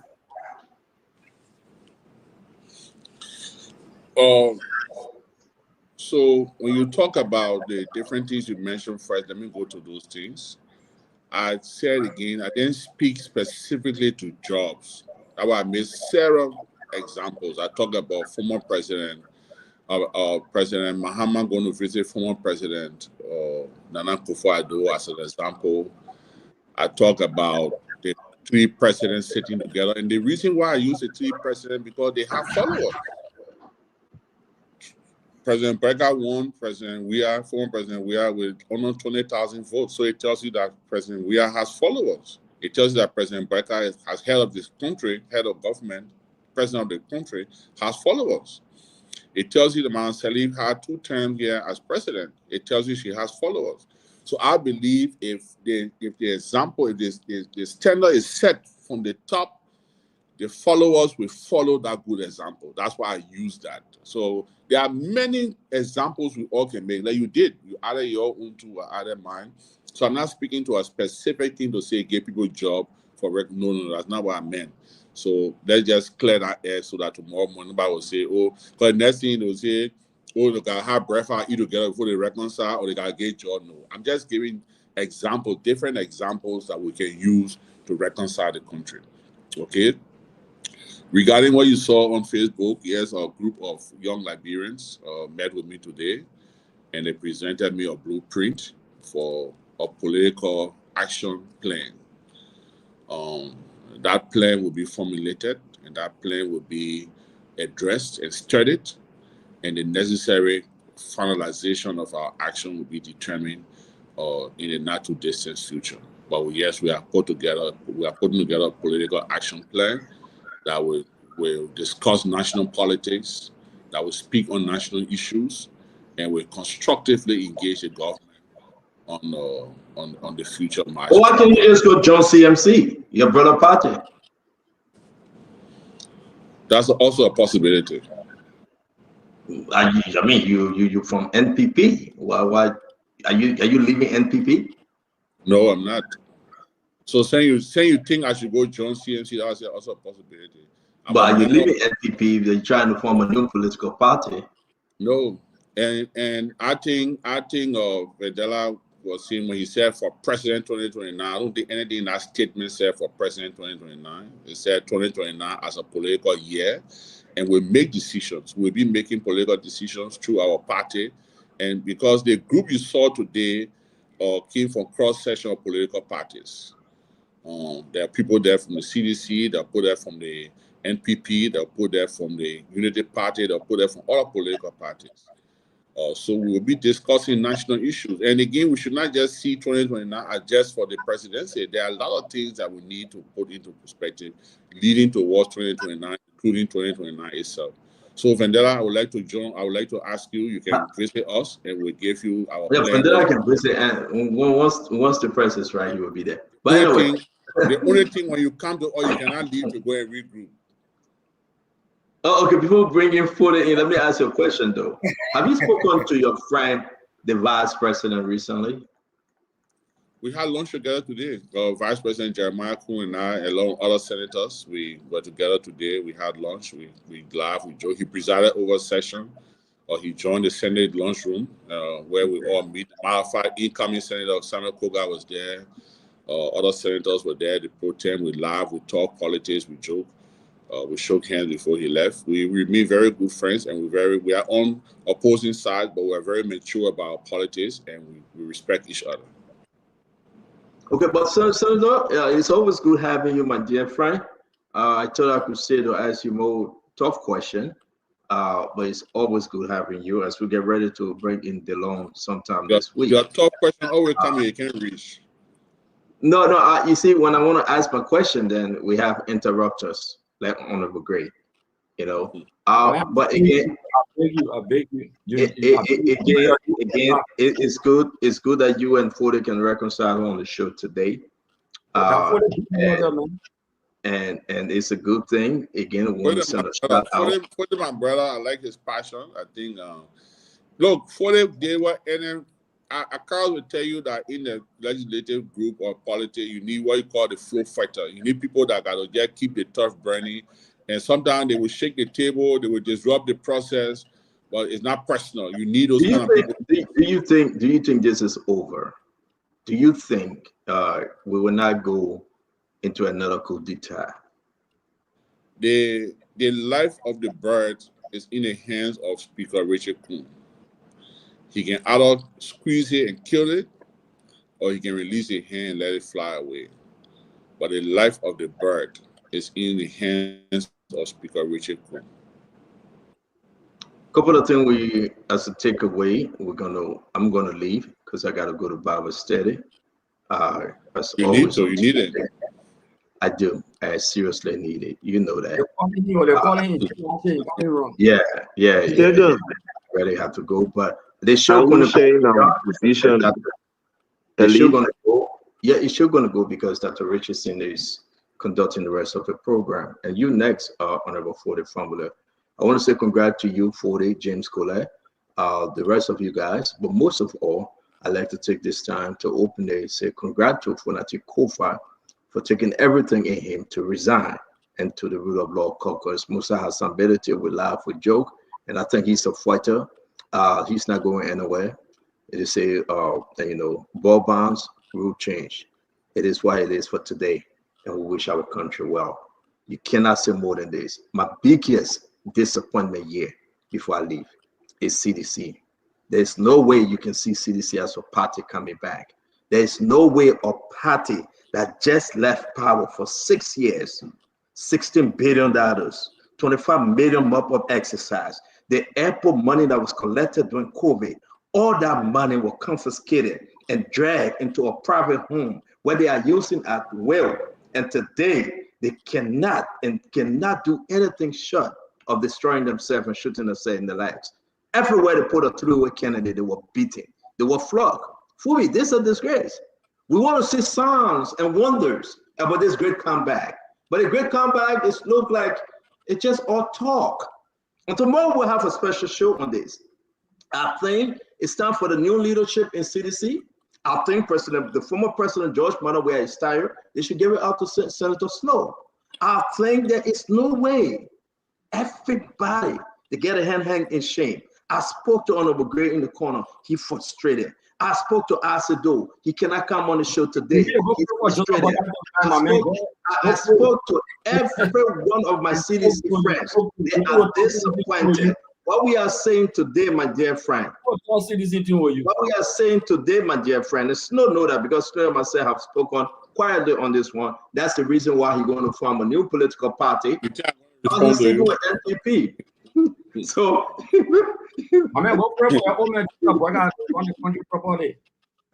okay, Dr. Richardson, we'll see you guys tomorrow. You have a good night from my end. Dr. Richardson, thank you very much. Dr. Richardson, by the way, is the global CMC chair. She supports CMC in and out. I'm sorry, second round now, they're still beating you, Dr. Richardson. You really got to do better. Have a good night. You got to pray for better manners.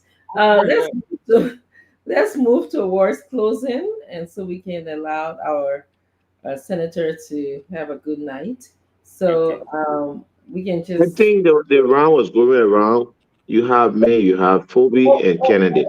Okay, I'm so sorry. Yes, thank you, Honorable Formula, for letting me know. So you said we have you, and then Phoebe, and then Kennedy, right? Then you want to go? Yes, I want to go ahead. Go ahead. So I sat by and listened to Honorable Gray and Senator Snow. I feel strongly that this country, if we reconcile this country, the first thing we need to think about is how we bring people to book and ensure that we can have genuine justice and clean out this court system, have a better prosecutory sector being established that will help to bring people to book. Let me say this to say, we fought a very terrible war in this country. People, they get simple something like they say they want to make it poor men be rich men be poor men. People resources were taken from them. The state was being abused, and nothing has happened up to today. Nothing. People who abuse these people have never been prosecuted. They walk scot-free in the different communities. I believe if there will be genuine reconciliation just from that angle, people need to be prosecuted. And we need to be very serious and determined to achieve some of these things. The next issue are those who exploited the system and amassed massive wealth in that period. They pass around here, they flaunt with wealth and say it in the ordinary people like ordinary Liberian people faces and say, I'm this, I'm that. When the wealth in question, things that when you match it to their salary, they cannot raise this amount. All of us, thank God, we have some of our big brothers who have intent to lead the country as president. I believe some of the programs and policies that will be put in place will be able to address some of the issues that has to do with abuse of the state resources. But you come here and just believe that when lawmakers take pay is an abuse of the state resources. There are people who has managed state resources for years and built mansions and big buildings that our government currently, we are renting from them when the entity in question do not have their own private buildings. And it is frustrating when we sit back and listen. Reconciliation is not only when leaders walk about, it's when there is genuine justice to punish people. Let me show you one of the places that sometimes people overlook. The judiciary system in this country is one of the places where people are very afraid to say the fact, but that system is more or less suppressing people. There are fines collected, there are fees collected. We need to know, and we're going to be asking some of the hard questions.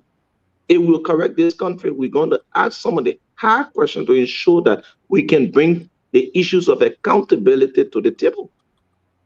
For me, I can say for free.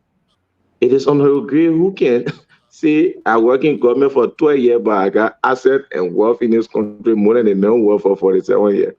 Now, Honorable Gray on the show will explain He worked for over $80 million. If I work for 47 years and Gray work for only 12 years, he get more asset in that 12 years than the known wealth for 47. And the library we live in. Hey, Honorable Gray, they think here you start outside there and listen. I sat there and listen. Oh, McGray, I beg you, please. Let Man.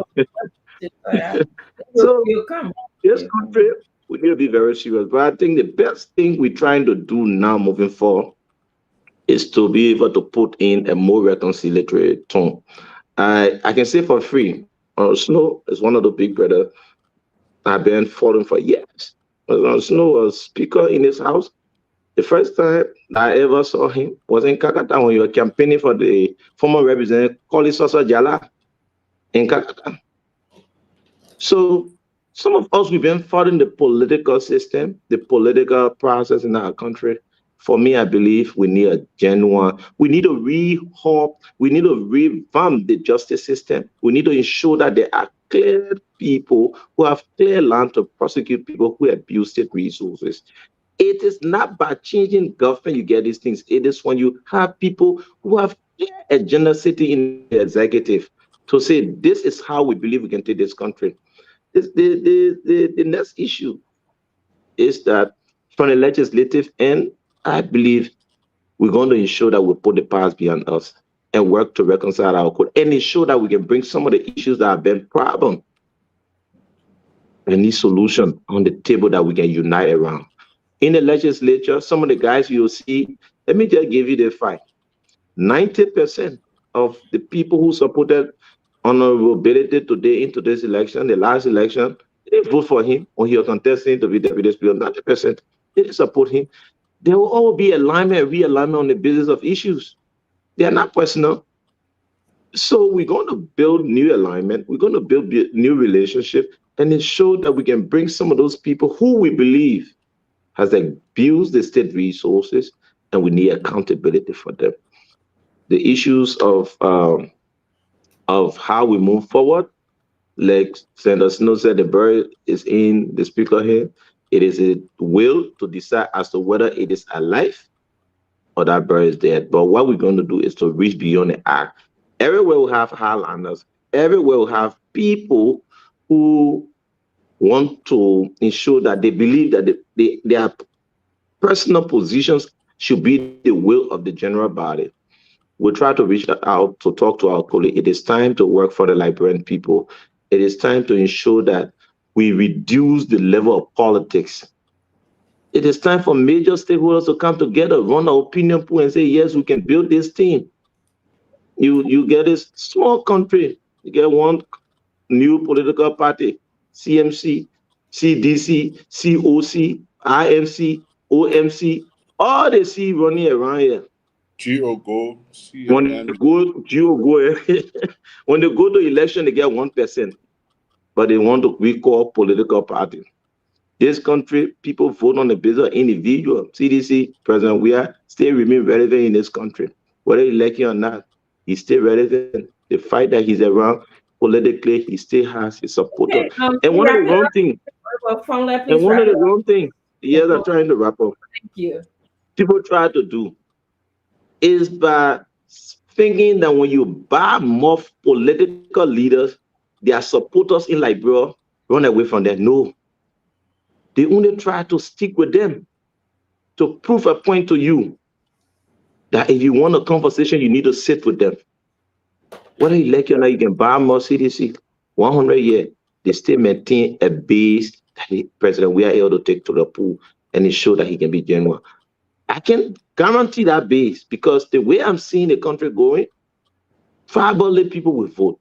People are building coalitions on the basis of tribal and regional line. That process will cut into people who want to be president ambition because they do not have that regional and tribal back. Honorable Pamela, So, please. Thank you. To conclude, like we all are out there trying to say it is time for reconciliation. I feel strongly that we're going to continue this process in the next open session we'll have. We reached out formally to almost all of our colleagues. We're trying to call them one-on-one to build. And I support the issue of the retreat that Senator Snow talked about. We're going to encourage the issue that has to do with a genuine retreat where we can go and sit, reflect on some of the past issues, and be able to move our country forward. Thank you, Thank you again. Thank you for the time. I look forward to another conversation that will not only be about this issue. Can you? Make question. Thank you. I've got one point for Senator Snow to address. But before that, I like a lot of the points that he stressed, and I think the public, all of you that are there on the live feed, cussing and taking side, you need to understand this. Politics is not about your hard feelings that you're having out there. Sometimes you see two opposing leaders fighting, and you become enemies to your friends. At the end of the day, the guys are knocking glasses. You people still can speak. You gotta change the attitude. No personal feelings. After this, the representatives now, they are all knocking glasses. They'll be moving together and working in session and making sure they agree on things they need to agree on and move on. Then you all they're on Facebook fighting and cussing. At the end of the day, you don't want feeling bad. They're happy and moving. They're not sharing their benefit with you directly. So you need to understand the how politics are interests, and it will change from time to time. And I like the point that the legislative power, people need to understand that. A lot of people don't understand the power of the legislature. That's why some of the comments they make and the thing that they will just wrap and pull. But Senator Snow, on this point, there has been a real issue on this whole issue of the Social Security pension in this country. I remember 2016, I raised the issue of the amendment of the NASCOP Act. And thankfully, for me 1 minute, to the body, I will beg to leave. I say thank you again for the show. Yeah. You stay on there, Lana campaign to retire now. You said something. Tomorrow holiday. Tomorrow is one of the best days. I think tomorrow is Reconciliation Day. And we're going to continue the issue of reconciliation. I saw you on the show trying to bring it back. I'll call you, Gray, after the show. We'll talk again, big brother. I'll try to reach out to Senator Snow at his office on Thursday. Honorable Gray now gotta go now. Thank you. So on the issue of the NASCOP Act, it has been a real pension issue, has been a real issue in this country, in Liberia, and a lot of people, especially retirees, and they retire, the law does not benefit the ordinary citizen, especially for the kind of salary that they make. And so we have been pushing for the amendment. I know the last time the House was trying to amend the 2023 pension law for high-profile, government officials. Though and the same government officials are also covered under the NASCOP Act. So I want to crave your indulgence and all those that are currently in the House making decisions to look at reviewing the NASCOP Act so that everybody can benefit. My story, I've always say, if you have the mother in the house cooking in two parts, one part for the father and one part for the children, the father will never know the kind of food the children eating. But when everybody eating the same part, the day that food saute, the father will know that saute food they cook. The day no meat, the father will know that no meat in the food. And the too much pepper, the father will know that too much pepper in the food. So I want to all of you to charge you people to see how you can drive that, because the pension law is good and the ordinary citizen can benefit. Liberia has the worst pension law that from the different comparisons that I've seen. And the 25% on your minimum, maximum 40%. Other countries, the minimum about 50%. Ghana, Nigeria, Cote d'Ivoire, Sierra Leone, Red Nails appreciate up to 80%. But for Liberia, 25, 40 maximum. So, and when someone making 150 or 200, if you take 25% of that and compare to the Ghanaian who's making also 200 with the minimum contribution, the Ghanaian makes more attention benefit than a Liberian. So we want to charge people to also look at that. I did a proposal I will share with you through WhatsApp and see how we can all look at the pension law. It's a key thing for the country. Okay, thank you. Let me just hit on it briefly since we're running out of time. Yeah. But if you look at the minimum wage in Liberia, is higher than the minimum wage in Ghana. So if you look at that percentage too, sometimes just look at the minimum wage. The matter of fact, the minimum wage in Liberia is higher than almost most of West African countries. Nigeria, Ghana, minimum wage in Liberia is higher. That's one. Two, the way the pension scheme work, and because of my experience in the legislature and oversight, is that it's based on contribution. So sometimes if you work for, let's say, Firestone, and every month Firestone pay your pension to NASCO, your contribution to NASCO, when you retire, your money is there and you will be paid. If you work for the government, Ministry of X, and that money is not remitted to NASCO as your contribution, you will have a problem receiving the money because it's based on your contribution. That's the sad thing about it. So we have to strengthen the law in a way where you squeeze government more to pay the contribution than to just leave it, flexible, or the will and pleasure of the Minister of Finance. We have to be able to do it. All right. And I've listened to people. We recently, matter of fact, Tendon had a long show on NASCOP, and because of that, there's additional inquiry. We had a formal meeting with them to find out what was happening, and they explained to us, they're in a far better financial position today, but it's based on most of the private entities that are paying the contribution, and sometimes government is delinquent.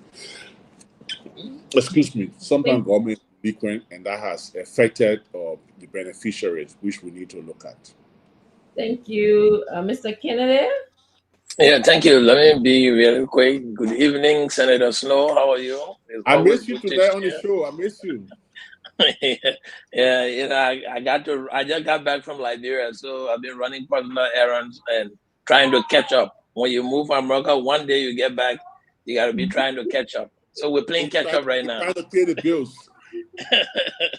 Yeah, but today I watched the House of Rep conduct their leadership election, and of course, as I predicted 3 or 4 days ago that Kun was going to win. Last night, yeah. Of course, Kun won.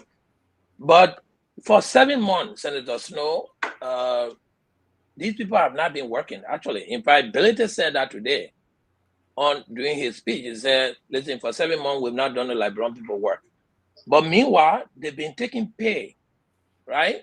You know, every month they've been getting that benefit, they've been getting pay. And you're very experienced. You served in both houses, in the Senate, in the House of Rep, now you're in the Senate. Is there a provision where these people can pay back, you know, to the Liberian people? And my view could be radical, but I'm just trying to push it forward. For the 7 months they've not worked, you, Senator Snow, you have a farm. People go there for 7 months, they don't work, but they are taking pay. When you get back, can they restitute? Can they pay back on an annual provision the money that they've gotten over the 7 months while they were in the fracas or they were in the impasse? Is that a rational ask that the Liberian government deduct, you know, prorate some of the money they've been taking? Well, you know, we said it earlier, but before you came on the show, the Constitution, the framework of the Constitution set the legislature at a standard where the legislature regulates itself. That's the only branch of government that regulates itself. And what you may deem not working, the legislature could deem that even working more. So that is relative. I mean, if you told somebody today, if for me to sit on your show and say the House of Representatives did not work for 7 months, it means the Senate did not work for 7 months. Because we have concurrent jurisdiction. One house cannot work with all the other. So there was an impasse there, but they were working. There was political thing going on there, but they were working. So again, because of the work they did, it led to an election today that got a winner. So as a legislature, maybe if I'm on the other side, like where you're sitting, I will agree with you. But from where I sit, agreeing with you means that I myself haven't been working, and I think I've been working. Because I can only work if they work. They can only work if I work. So maybe they have not worked as expected to meet public expectations, but I'm sure with the development today, the election, everything, I'm hopeful. I'm very optimistic that we're going to have a rebranded House of Representatives and by extension, a rebranded legislature that will perform the duties as expected by the Liberian people. Even with the inherent division among them, and you are right that the country is split and divided. And a year ago, we talked about it when they had a unification program in Lofa. I sat down and saw that the program planner never invited any of the two former presidents, but they were still talking about unification. I don't know how that was possible.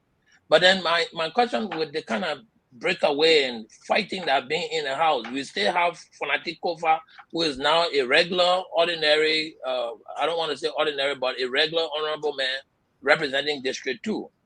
And he still got the 28, to some extent, some influence over them.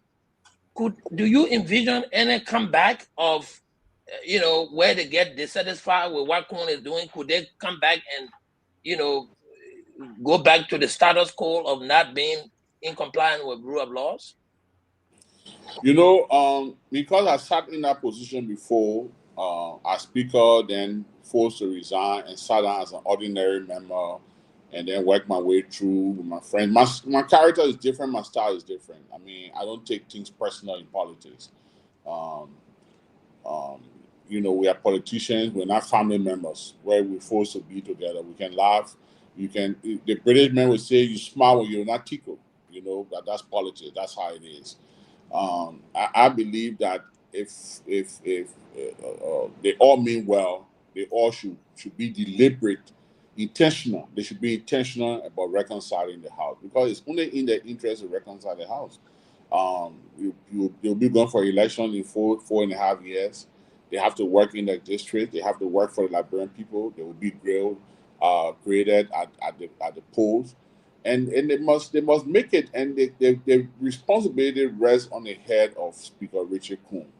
I think some of the mistakes that Speaker Kofa made, that he admitted to last night, I think Speaker Kuhn should learn from those mistakes. And like I said before you came on the show, he's very fortunate to have a very experienced man sitting next to him, Representative Thomas Fala, very experienced legislator that's sitting next to him. And I think if they work together and they help each other positively, and you know, with all particular interests, I'm sure they will. Like Musa Bede, I can speak for Musa. Musa is my friend.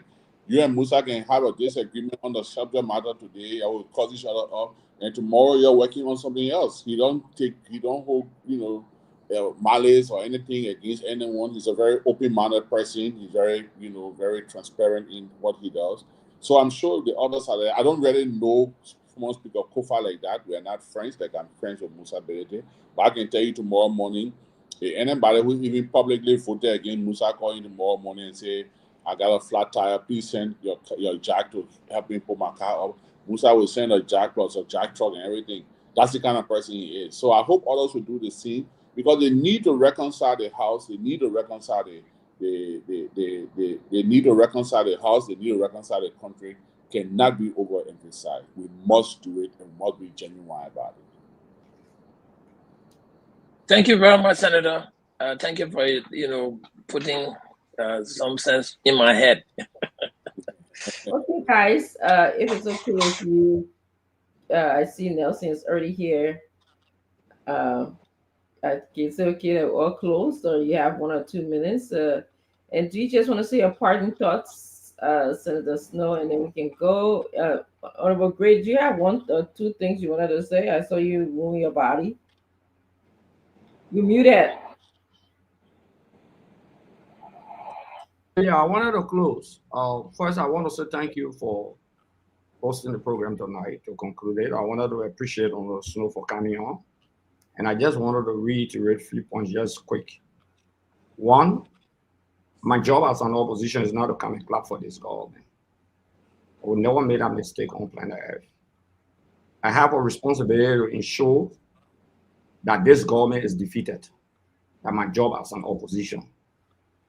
If anyone think that I will kind of clap for President Boakai, I didn't see him clapping for President Weah. In fact, he called for a protest action for the government to come down. On the 7th of June, everyone here knows 2019, he endorsed the protest action, Weah step down campaign. He even said the country will end if they gain the election results. My job, his job he was playing as an opposition. That's my rule, okay? To criticize the administration, to ensure that we come back to power. It's the choice of the voters or the population to make that decision.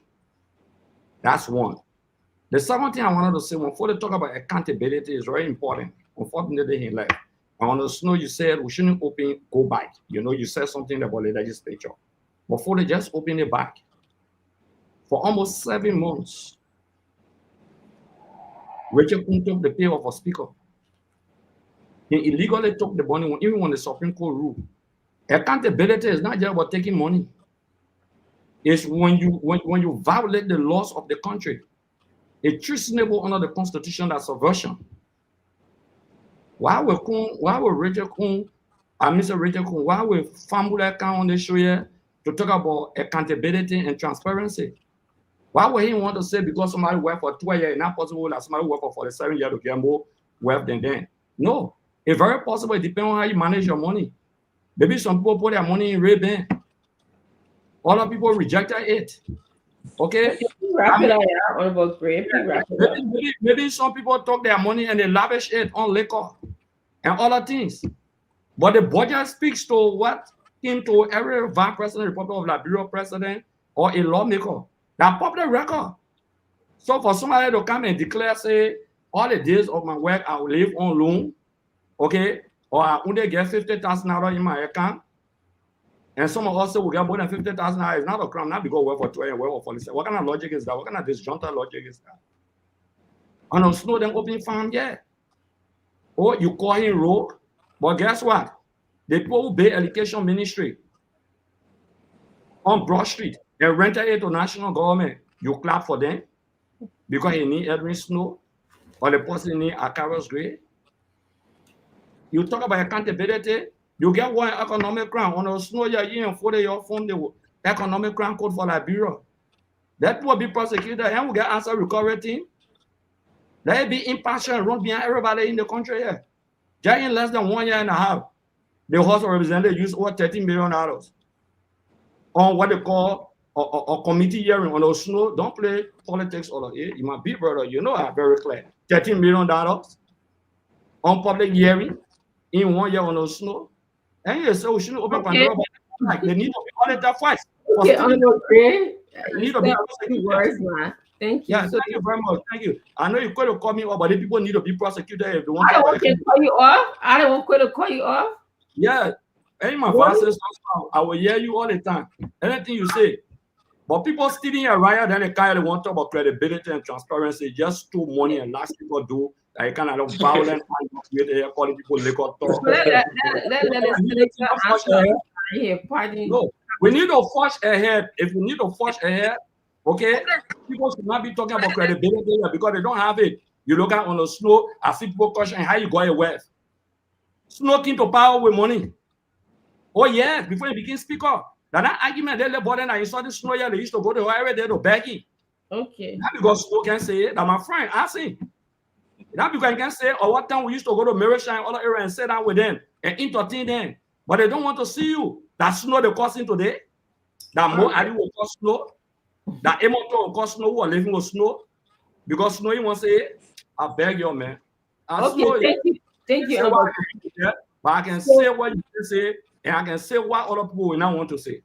Okay, thank you very much. I want to join you in telling Senator Snow. Thank you so much for coming. Please give us your parting comments so that we can close the show. Nelson got to go to his next show. Thank you so much. We appreciate your time here with us. I just want to thank the Spoon Network for the invitation. I want to again publicly commend or congratulate Speaker Richard Kuhn for being elected today or yesterday as Speaker of the House of Representatives. I want to congratulate Mr. Musa Belete for upholding the rule of law and for making a profound statement in our democratic system today.